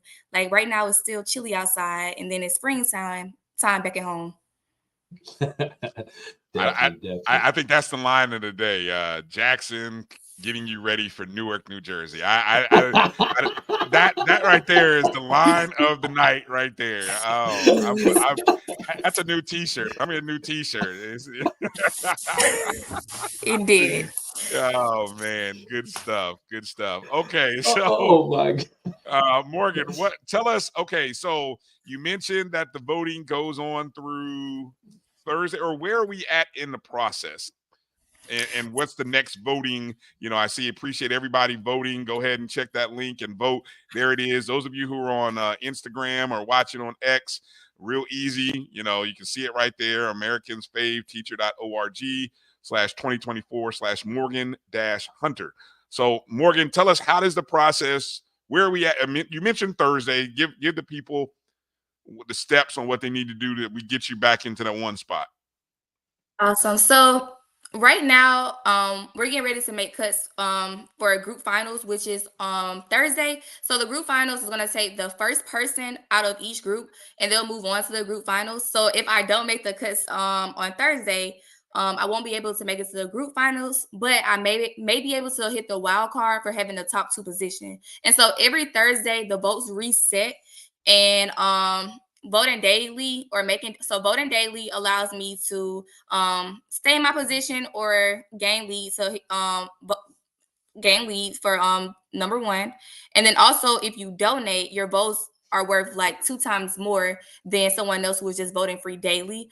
So the donations allow Teach for America to raise money, but also for me to get a boost upon ahead of the person who's in first place. So basically, voting every Thursday, voting every day until Thursday will get me to the group finals. Because right now the competition is narrowing down. So if I get to the group finals and make it to number 1 in my group, I'm able to advance to the group finals. And after that, it's just another cut until the next Thursday, and the votes reset. So we got to do this for how many more weeks before we win this? We know we got to get you past this Thursday to get you to the next cut. So how many more weeks do we need to keep talking about you? 3 more weeks. 3 more weeks, y'all. 3 more weeks. It's a long competition, but it's a lot of teachers involved. It started off with 20,000 teachers, and now we're down to about 6,000. So we're fighting. We're getting there. That's pretty good. That's pretty good. The fact that you have, I hate to say this, the fact that you have 20,000 people who actually still want to teach, given this environment, because we are losing teachers left and right. I'm impressed by that number right there. The heck with how we're doing with the competition. The fact that we have 20,000 new teachers that are trying to get into this field is impressive to me. I appreciate you, Edwin Moore, for jumping in, and I cast my vote too while you were talking. Thank you for your vote. Yes. Yeah, definitely. I put my vote in. It's real easy to do too. That's what I like about the platform. It's especially if you have a Facebook page, you get in and you can make your vote, and then if you've got a little extra change in your pocket and you can donate coffee money. Oh yeah, a little coffee money, or instead of going out to eat at Chipotle or Burger King or wherever y'all gonna eat for lunch on Monday, drop $10 in the bucket there, and you get 10 more votes. So appreciate it. Karen Griffin also just voted. Thank you so much for the votes. Yeah, and the support. Thank you.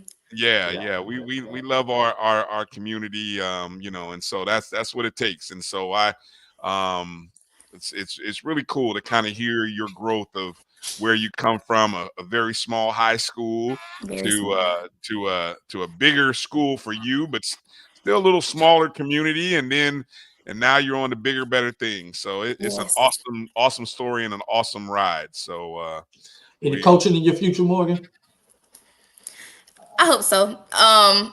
Yes, I hope so. I want to keep my options open, but coaching is definitely something that I think about, and hopefully becoming like in those leadership roles, maybe athletic director. So definitely climbing the steps and coaching and athletic director, something I'm open to for sure.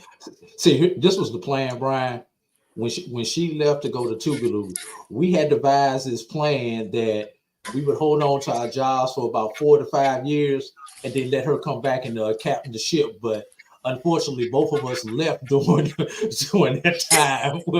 Well, actually, truth be told, I left right as Morgan was graduating. Yes. And then Coach Williams left a year later. So that plan went to crap, but we still hope that she winds up coming back to Notasulga and piloting the ship. And last thing on the Notasulga, that school, despite it being so small, has a legacy of female basketball players that have gone on to do tremendous things, going all the way back into the 80s. Every 3-4 years, we wind up getting that unicorn at that high school, and there are a lot of players who have gone on and had not only good collegiate careers, but have made themselves into good professionals. And Morgan was just the latest of them. I just had the privilege of coaching her for those 4 years.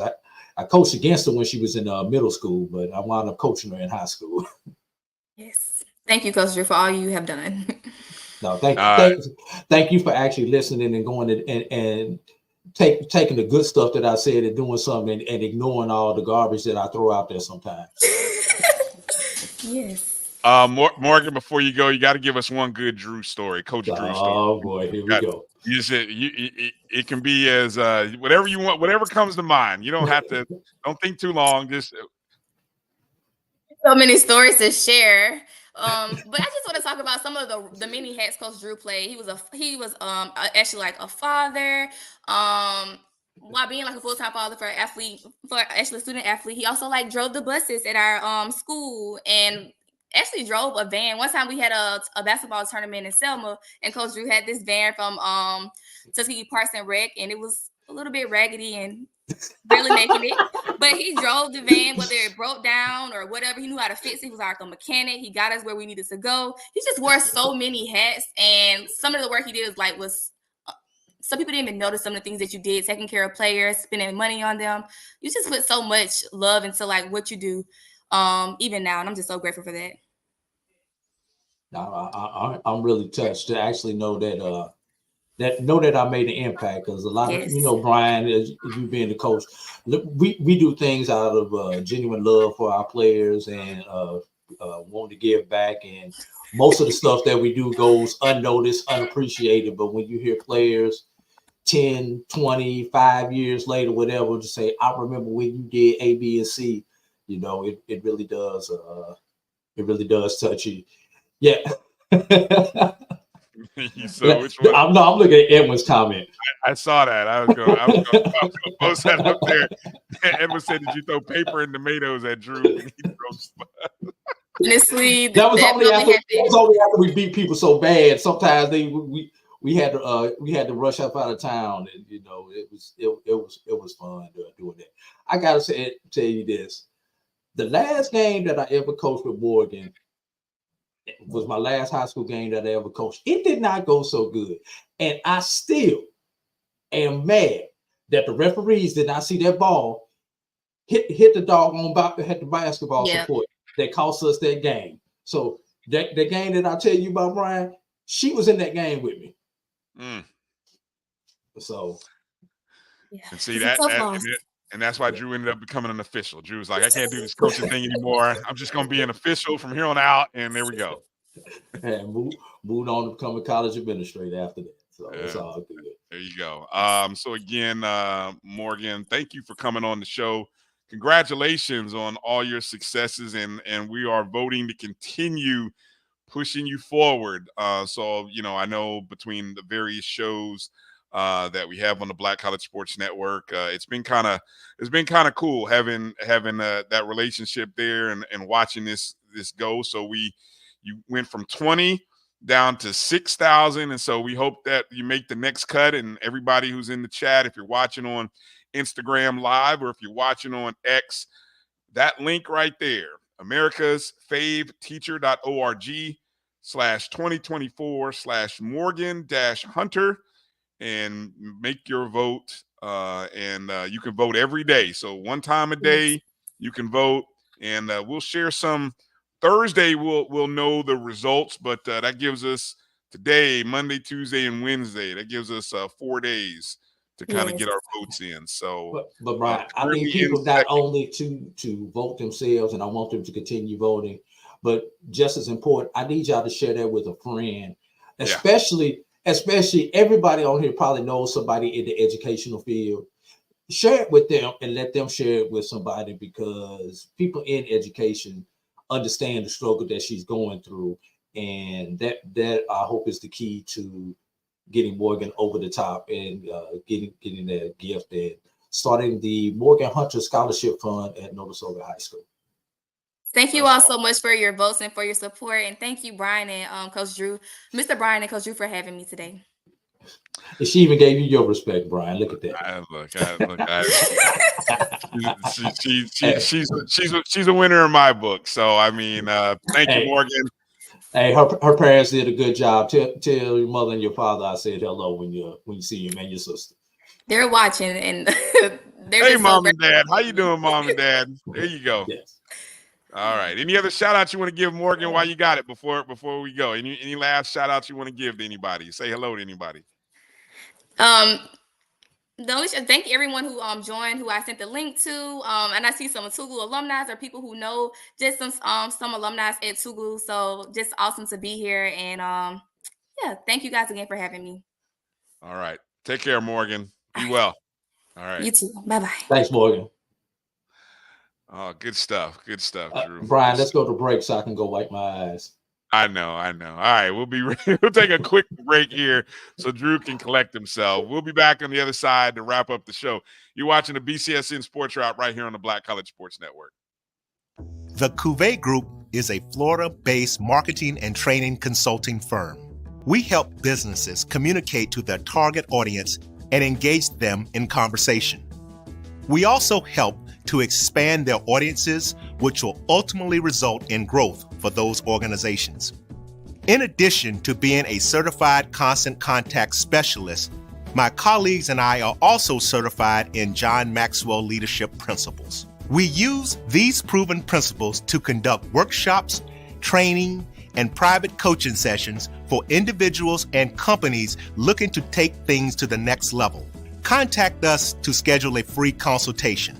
Issues today, don't delay, call Cuvée. This is the Dean of the College of HBCU Sports, Kenyatta Cavill of Dr. Cavill's Inside the HBCU Sports Lab with Mike Washington and Charles Bishop. Come mix it up in the lab where the course lecture is in session every Tuesday from 6 o'clock p.m. Central Standard Time on Facebook Live, YouTube Spreaker, or the BCSN app, as we discuss all things about the HBCU sports culture, including exploring the week that was in the sporting HBCU diaspora, as well as the upcoming week of HBCU Sports. With me, the Dean, the College of HBCU Sports, on Dr. Cavill's Inside the HBCU Sports Lab with Mike Washington and Charles Bishop. Course lecture dismissed. From novice to aficionado, find yourself here. High quality cigars plus personal customer service. Slow Burn is Waco's only mobile cigar lounge, featuring a meticulous, curated collection of premium cigars. Visit our website, www.slowburnwaco.com. That's www.slowburnwaco.com.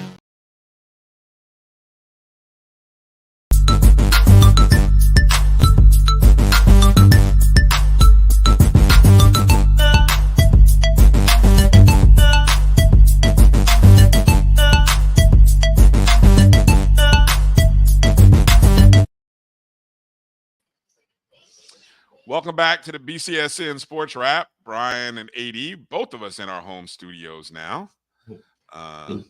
Yes, Edwin, I did want to throw that chair and do a Bobby Knight in that game, but I did maintain my cool. Now the other coach, he didn't maintain it so well. Oh, what do you mean? What do you mean? I mean, it's more than one coach on the bench, so. Oh yeah. Yeah, that's hold on here. I'm looking at something. Okay. As we get ready to wind down, let me say a quick thanks to Jimmy Hall. Jimmy Hall, appreciate you for joining and being a part of the MyJBN BCSN membership there on YouTube. Appreciate your support of the Black College Sports Network. Any and everybody, there is an opportunity. Say hello to all of our members, but yes, you too can join, be a part of youtube.com, MyJBN online/join the Black College Sports Network's YouTube page. It's just your way to support, everything we do here, as we're looking to do some different things here. We've got some plans over the summer. We're working on some things. We're gonna have some exclusive content opportunities, but just in general, what you are doing by joining our YouTube channel is supporting HBCU sports media, and so we really appreciate it. Not only just our show, Dr. Cavill's Inside the HBCU Sports Lab on Tuesdays and Thursday nights, the O&G Strike Zone on Wednesdays, the Carlos Brown Show on Saturday, podcasts like the Brave Talk with Charles Edmonds. A lot of times we'll get some of his conversations with various coaches at Alcorn State. And we are looking to build. We are looking to grow the network. So some other shows and some other content that we're going to be coming out with here pretty soon. You can be a part of all that by joining our YouTube channel. So we say thank you. Thank you, Jimmy Hall. Thank you to all of our members, everybody who has been a supporter of our channel and what we've done. Okay. Let's see. Okay. One of the news stories, we talked about how busy it was over the weekend, was the news that Cheney State College, the 1982 Cheney State women's basketball team, What's the good thing about that team? Finally, they were inducted into the Women's College Basketball Hall of Fame Saturday night. And what is significant about that team, these ladies and this coach, that they played in the national championship game against Louisiana Tech, and a Louisiana Tech team that had a little spunky guard with blonde hair that went on to become this NCAA championship coach. Would that be one Kim Mulkey? That might be Kim Mulkey. It was. And with that coach that I see to my right, would that be C. Vivian Stringer? It is the Hall of Famer herself, C. Vivian Stringer, that was coaching Cheney State at the time. And I believe if my history serves correct, 82 was the first year of what would become the national tournament, the NCAA tournament. Yes, I believe it's the 81-82 season. Yeah, the 81-82 season was the first year. And so surprised were people about them making it to the Final Four is that they didn't even get a spot on the T-shirt, Drew. There you can see the infamous T-shirt recognizing the final. Back then they called it the finalist. And notice there was only 3 caricatures drawn. There was one missing of anybody from Cheney State. So yeah, that game was played in Norfolk, Virginia at the Norfolk Scope. Yeah. And I was too young. I was too young to know the significance of that when that occurred. Because that would have made me 10 years old at that time. Yeah. Yeah. So there you can see the ladies, part of their induction ceremony yesterday. 42 years. I don't, I look, we can debate and question and wonder why it took 42 years, but better late than never. And this is a good question. I don't know when they introduced the women's basketball. The women's size ball? Yes, the women's size ball. Because I know the AW, whatever it was called, the association, prior to it becoming going to the NCAA. I know they played with the men's ball all through that era.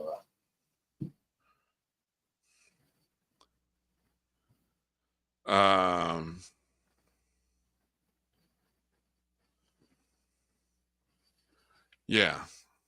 All right. So yeah, that's a great question. That's a great question. Let's see. Let me see what the Google machine said.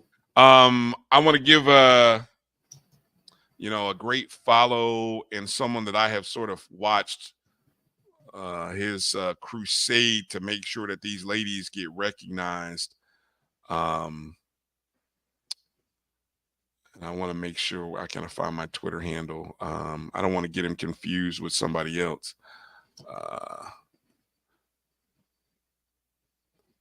See how quickly I can pull it up here. But I have been paying attention to this. Come on here. How quickly can I pull this up? Kyle Adams, Dr. Kyle Adams, who actually is currently, I thought he was coaching.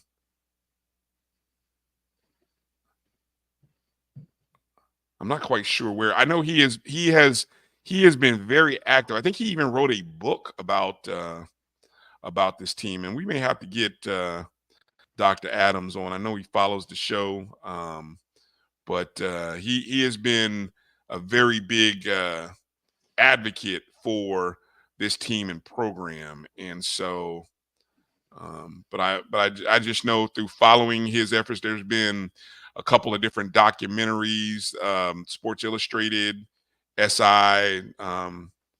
You know, over the last 2 years, there's really been a sort of a recognition, so to speak, of these ladies and the opportunities that are sort of been passed by, I guess is a better way, is one way of saying it.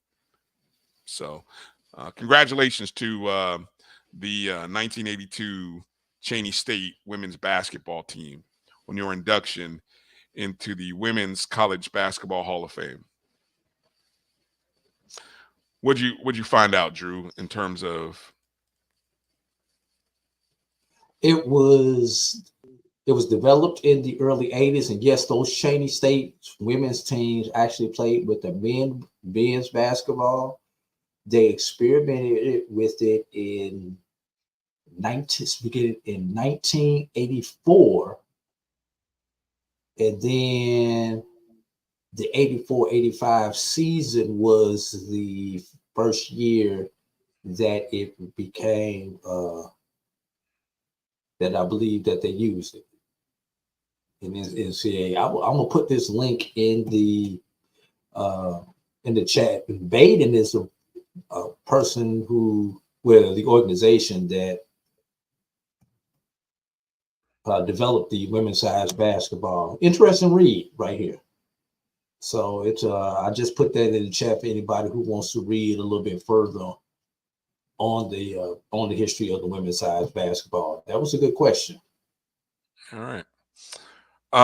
Couple of coaching nuggets here, of course, I think on the same day that we learned that Tamicha Reed was leaving Jackson State to go to Charlotte, UAPB named Erica Leak as their new head women's basketball coach, taking over for Dawn Thornton, who.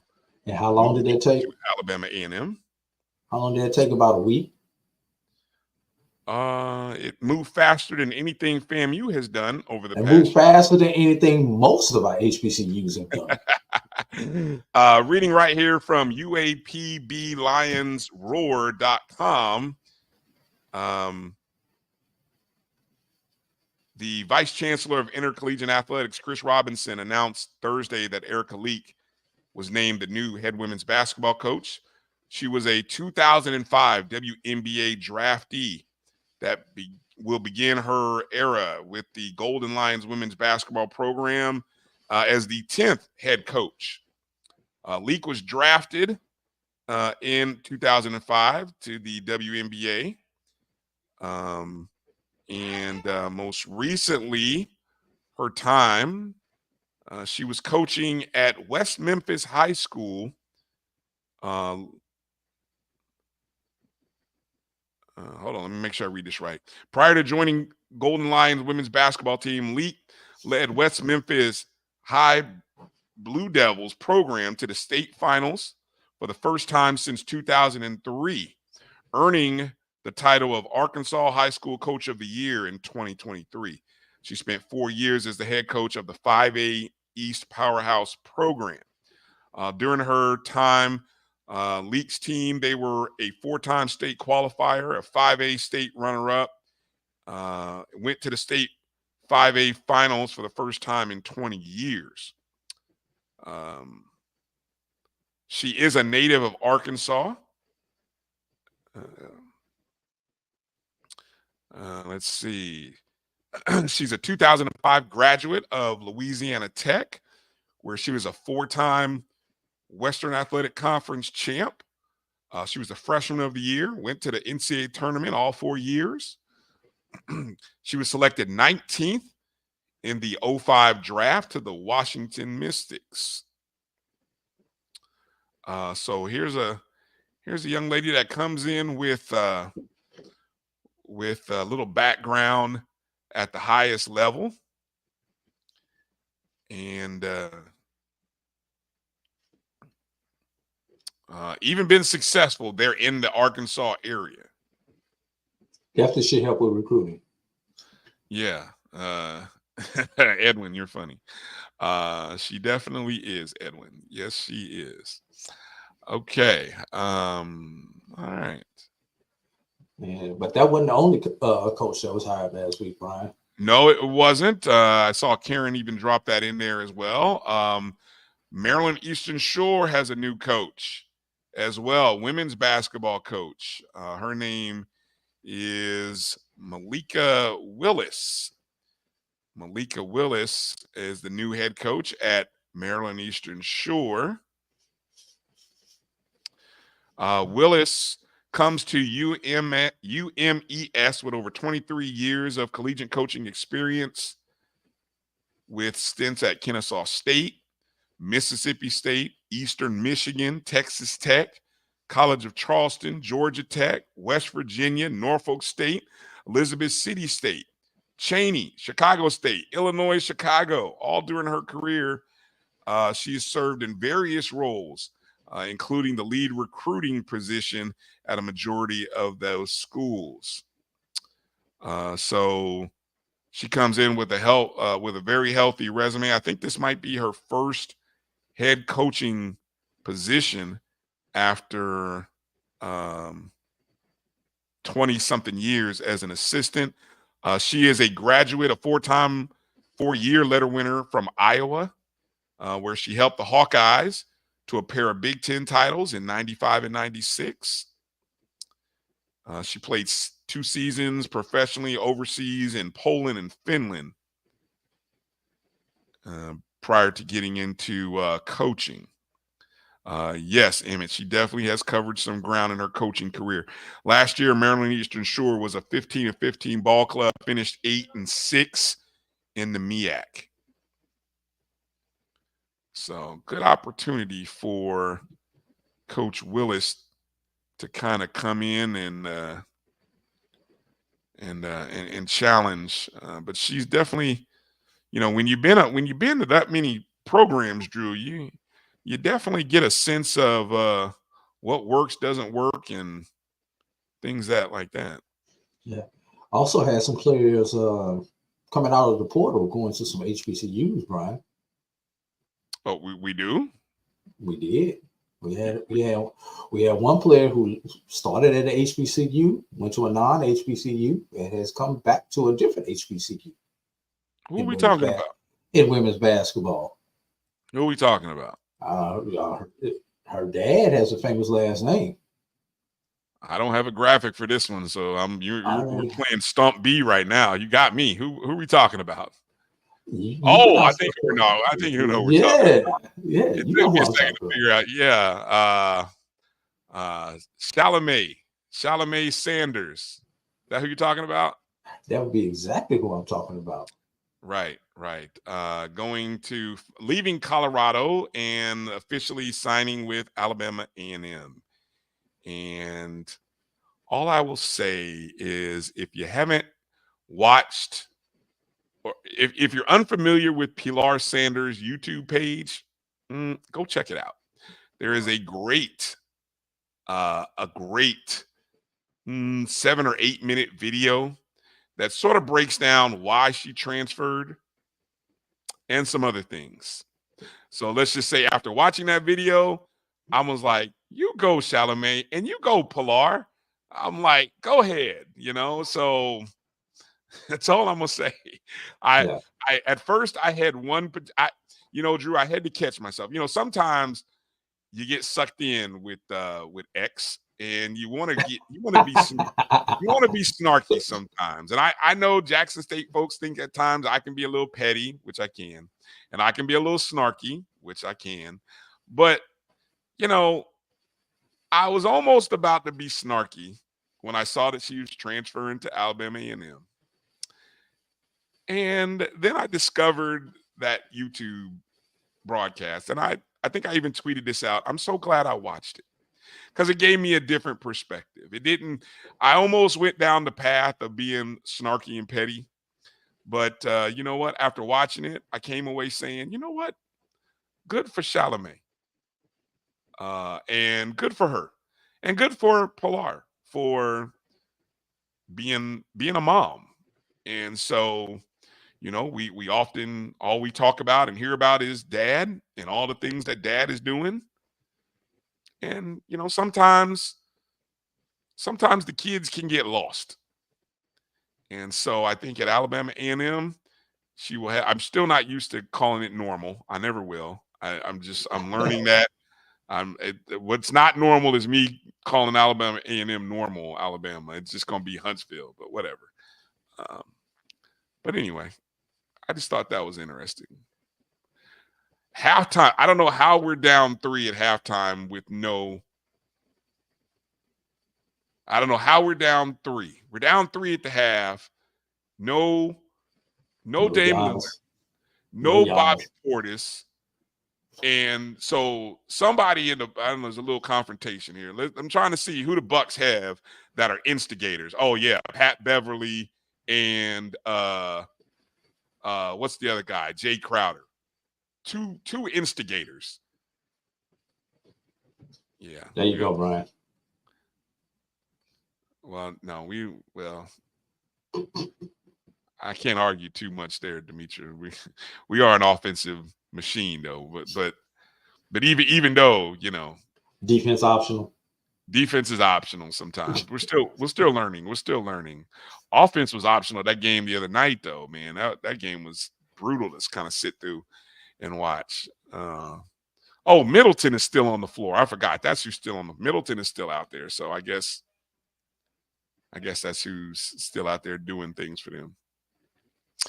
Okay, a couple of other quick HBCU related notes. I saw in the MEAC, South Carolina State won the men and women's tennis championships. I know in the SIAC, I think that's in combination with Alabama State's men and women winning the SWAC, if I'm not mistaken. I believe so. Sweeps both conferences. Yeah. The SIAC. You said SIAC, they just had their track meet, the conference track meet this past weekend. Because I was at that a couple of days. Yep. Albany State won the women's. Benedict won the men. So congratulations to those two programs. The GCAC baseball tournament just completed.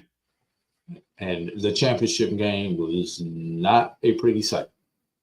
No, it was not. If you were, unless you're a Talladega fan, Talladega with a 25-2. A whole keg of whoop. Yeah, that's right. I said I'm not giving you a football score. It's a baseball score. 25-2 over Wiley. Over the 1 seed, Wiley College. We were talking a little bit about Wiley had lost a game in the semifinals of the winners bracket, and so they actually lost that game to Rust. I think that game was like 21-11 or something. And so that dropped them into the losers bracket. They did get a rematch against Rust and ended up beating them to advance to the championship game. But there would be no if game. Talladega goes unbeaten in the GCAC. Could you imagine if there was an if game, what the score would look like?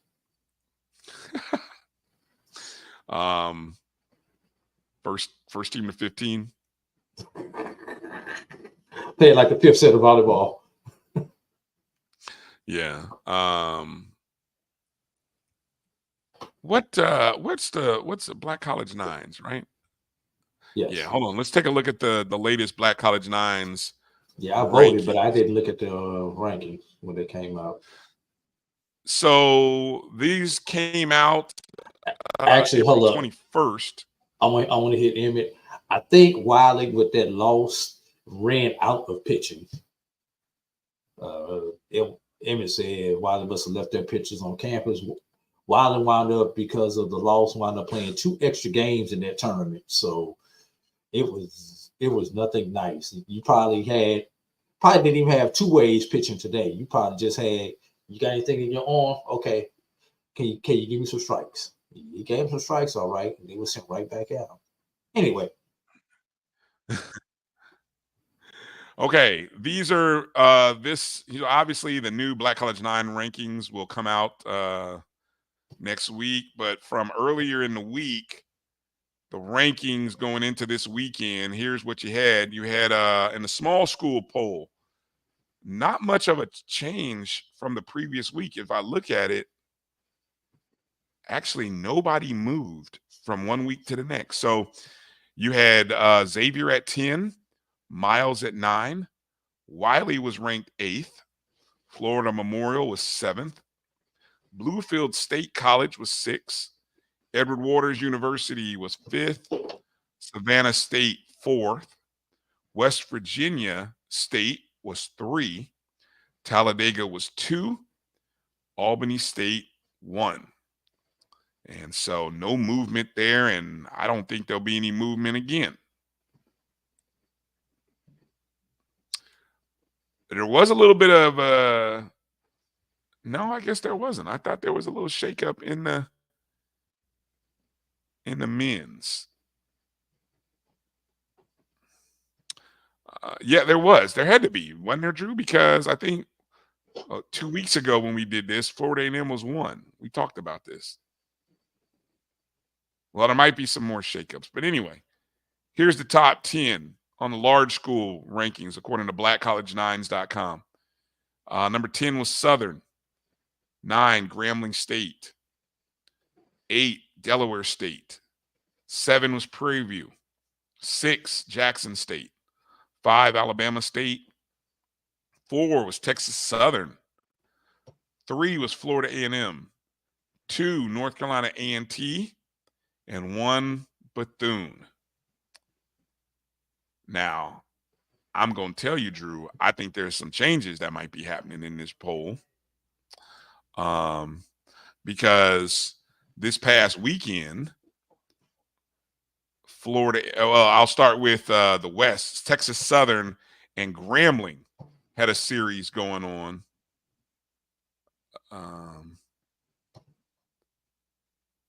Let's see if I can pull it up here. Texas Southern and Grambling were playing. Texas Southern came into the series with an 11-game SWAC winning streak. They actually won game 1 to push it to 12 consecutive games, but then they lost game 2. They lost game 2 to Grambling. Grambling moved within a game first. I'm still waiting on the standings and the schedule to load up here on my computer.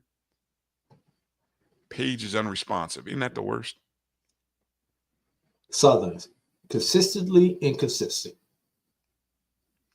All right, here we go. From Sunday scores.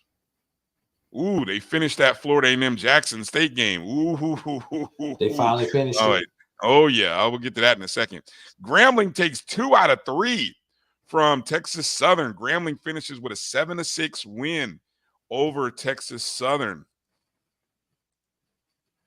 What does that do to the standings now? The standings in the West. Ooh, Texas Southern has a half a game lead over Grambling in the West. Texas Southern is sitting at 15-5, Grambling at 15-6 by courtesy of winning 2 games in a row. So look at Grambling State. In terms of the top 4 from the West getting into the tournament, I think, I think Southern is safe. Prairie View is 3, Southern's 4. Grambling State and Texas Southern look like they're going to battle it out. Although, don't sleep, Prairie View A&M is not that far behind. They're only 2.5 games behind Texas Southern. So it looks like there might be a game that's missing there. Like Texas Southern may have to make up a game sometime over the next few weeks.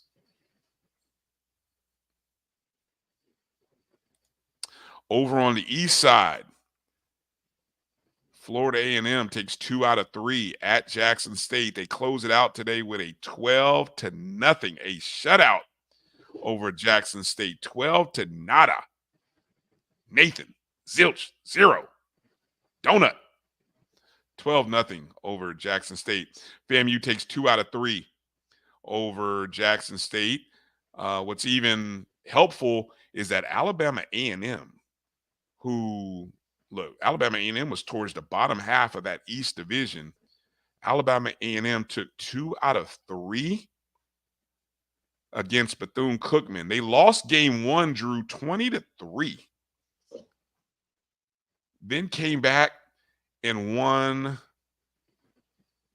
let's see, 6-1 on Saturday and 7-6 today. So what that did is that gave FAMU a little more cushion in the East. FAMU sitting at 17-4 with a 2-game lead over Bethune-Cookman at 15-6. So what do you think might happen to those rankings, Drew, when the number 1 team loses 2 out of 3 to a team that is in 5th place in the East? Think they might lose that spot? I would hope that the Black College 9 voters would make that adjustment. I know, well, I don't need to make an adjustment on my ballot because I already had that the team on the beach behind the team on the highest of 7 hills. What did A&T do this weekend? Who was A&T playing? Hold on, let me see if they've got those stats. That one might give us, let's see. I know they've got the schedule here. A&T was playing Hofstra University, that exciting team from the CAA. No shade there. I know there's some Aggies in the building. What did the Aggies do? Aggie fight? Let's see. NCATaggies.com. We'll go quickly to the website while we're doing our spring sports wrap up here. Blah blah blah.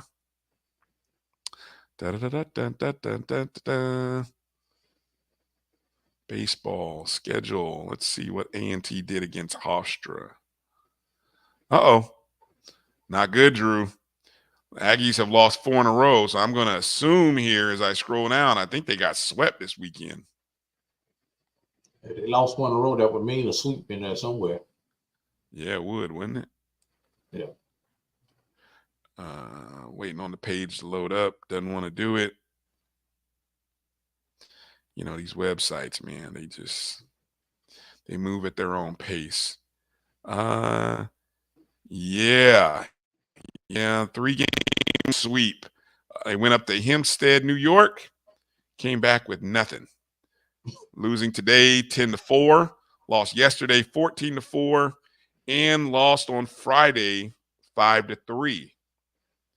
So if I were a Black College 9s voter, let's see, 2 out of 3. Yeah, 2 out of 3, 1 out of 3. And 0 out of 3. Yeah, let's see. Bethune lost 2 out of 3. North Carolina A&T lost 3 of 3. Texas Southern lost 2 out of 3. The number 3 team, Florida A&M, did not lose. They won 2 of 3 on the road. Might be your number 1 team going into next week. Just saying. But you know, that's up for the voters to decide. Yeah. The softball regular season ended in the SWAC. I think we can officially look at the standings and figure out who the winners of the East and West are. On the West side, Prairie View A&M went 23-1. No shocker. No shocker. 7. Now they haven't played. Now I wonder, like, this is the thing, like, and this is an old statement because we've said it on multiple shows before. Crossover. there's got to be some crossover during the regular season, Drew. It's got to be. And it's a lot We easier gotta for find softball. a way to make that happen. It's a lot easier for softball than baseball. Yeah, Dave just dropped in. A&T eliminated from playoff contention in the CAA. Yeah, so tough break for North Carolina A&T. And they got off to such a hot start. They did. They did. But back to softball. Prairie View 23-1. Winners of the West. Texas Southern finished second in the West. Southern third. UAPB. Now, UAPB is in fourth, but there is a 2-game difference. They have 2 fewer games played than Grambling. So I don't know if they're going to make UAPB play those 2 games, or at least one of those 2 games.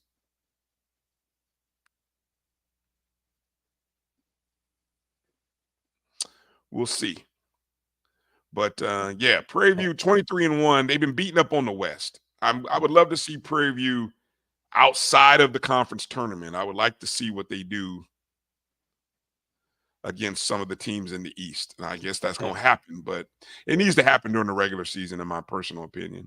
Hey, Brian, before we slip over to the East, Dr. Gavir just gave us a warning. Ooh. Yikes. Just think about it. A&T's been number 1. Bethune's been number 1. FAM was number 1 at one point in time. FAM was number 1. You're right. You're right. Yeah. And every time they've been ranked number 1, they've gone on a losing streak. Damn it, man. And we host Bethune-Cookman this weekend. I don't think I want to be number 1. Damn, that's a big series coming up. Has Grambling had the number 1 spot this year? I'm not sure. I'm not sure. I know they've been up there. Yeah. Texas Southern. Yeah. All right. Okay.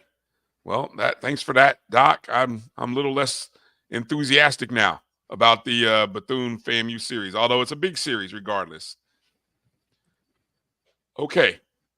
Over in the East, softball standings in the East. The East Division winners, the Florida A&M Rattlers, finishing 19-5, 23-18 overall. The Lady Rattlers did not drop a series all season.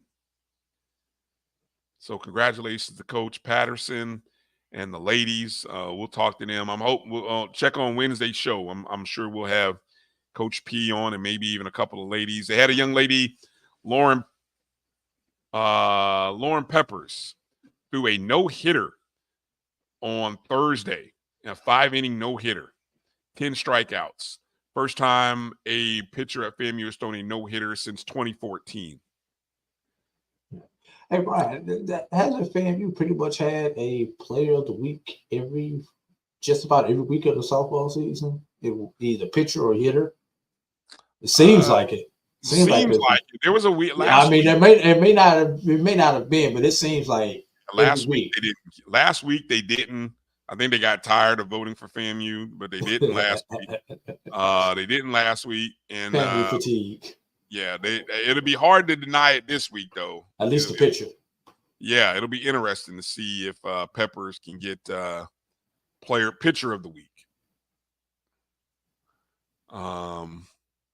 Anyway, in second is Bethune-Cookman. Third is Jackson State. Fourth is Alabama State. I wonder if baseball's going to come in that same order. It could. For the East, it definitely could. Yeah, it definitely could. That's about what the standards are right now for baseball, if I remember correctly. It's not too far. Maybe the same. I don't know if it's the same order, but you got the same 4 teams in the top 4. No, but I think it is Jackson State in 4th. Jackson State's in 4th in softball. And Alabama State is 3rd. Yeah, you might be on to something.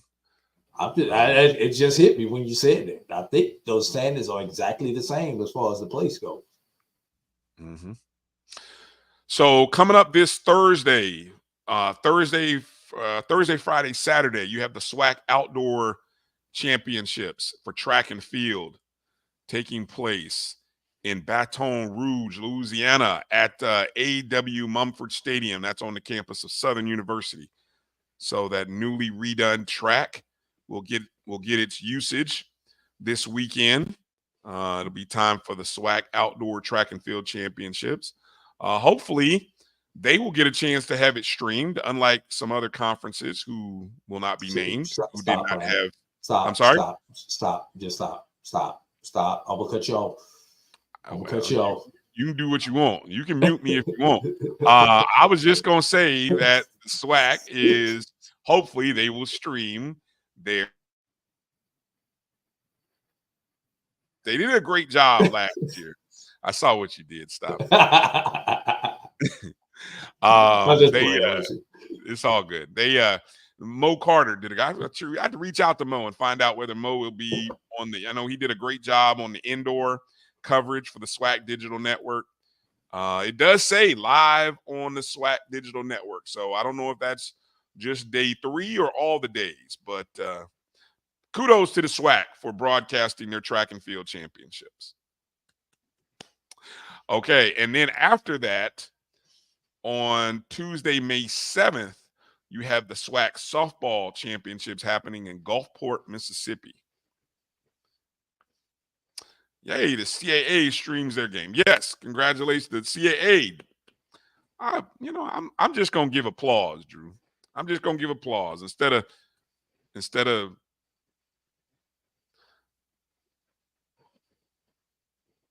I'm just gonna give applause. That's all I'm gonna do. That's all I'm gonna do. You trying to get me in trouble. I'm just gonna. I'm trying to keep you from getting in trouble. That's why I'm just gonna give applause. That's why I got my hand on the bleep button. Oh, good. That's where it needs to be. Okay. Any other final notes you want to throw out there, Drew? No, man. It's we've had a great show. It's time for us to pick up this show and get out of here. Just wanted to go ahead. No, I'll let you finish. I was gonna say I just want to thank Morgan for coming on, talking about her venture with America's Favorite Teacher. Don't forget to vote and share that as you share this podcast with your friends and your colleagues. So, and just want to thank her for the kind words that she said to me that really touched me.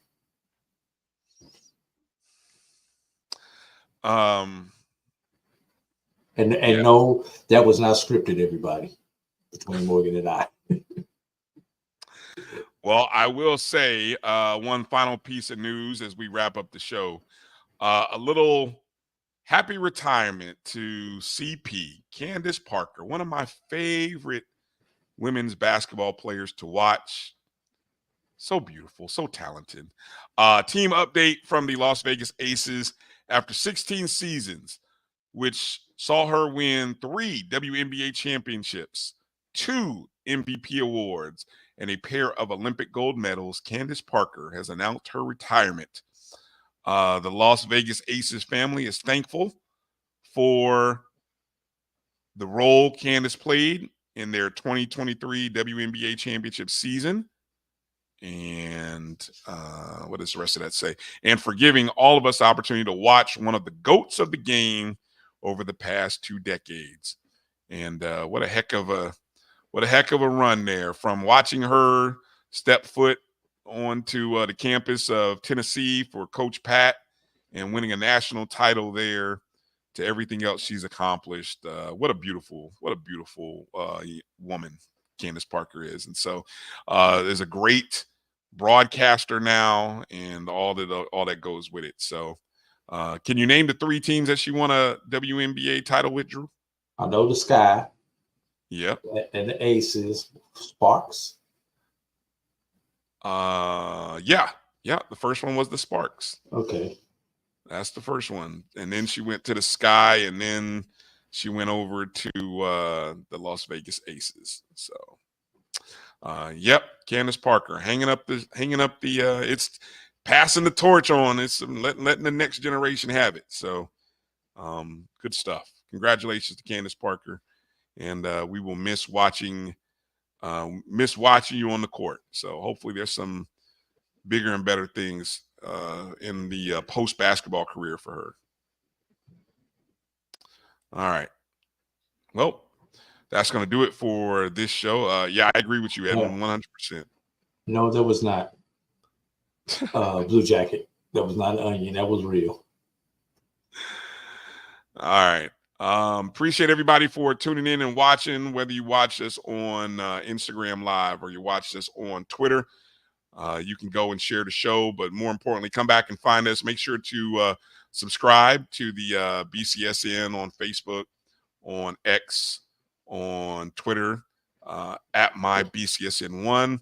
You can also make sure you're part of the BCSN SportsWrap Facebook page. Apparently our BCSN Facebook page was down, but you should also be a part of our SportsWrap page, and then you could have joined us. And I'm assuming that's where Chuck Hunt is watching us, so we appreciate you, Chuck. And for everybody else watching us on our YouTube channels, we thank you very much. You can always donate to the show. You can always join the JBN YouTube channel. All great ways to support. Your appreciation is welcomed. And again, one final time, there's the link for America's Fave Teacher, Morgan Hunter. America's Fave Teacher.org/2024/Morgan-Hunter. And you got to vote every day. Thursday is when the announcement of the next round. So she's one of 6,000. So hopefully we can get her to the next round. All right, that's going to do it for tonight. My Pacers look like they're well on the way to winning this game. I cannot get any good action on this game at this point. It's long gone. Leave it alone. I'm going to leave it alone. I'm just going to sit back and watch us destroy the Bucks and get ready to close out the series in Milwaukee. So enjoy the rest of the playoffs if you're watching it. Thank you to everybody for your contributions to tonight's show.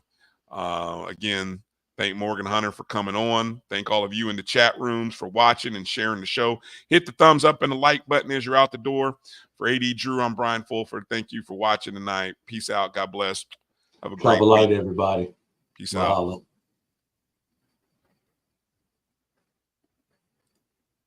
But earmuff, you stay on hard.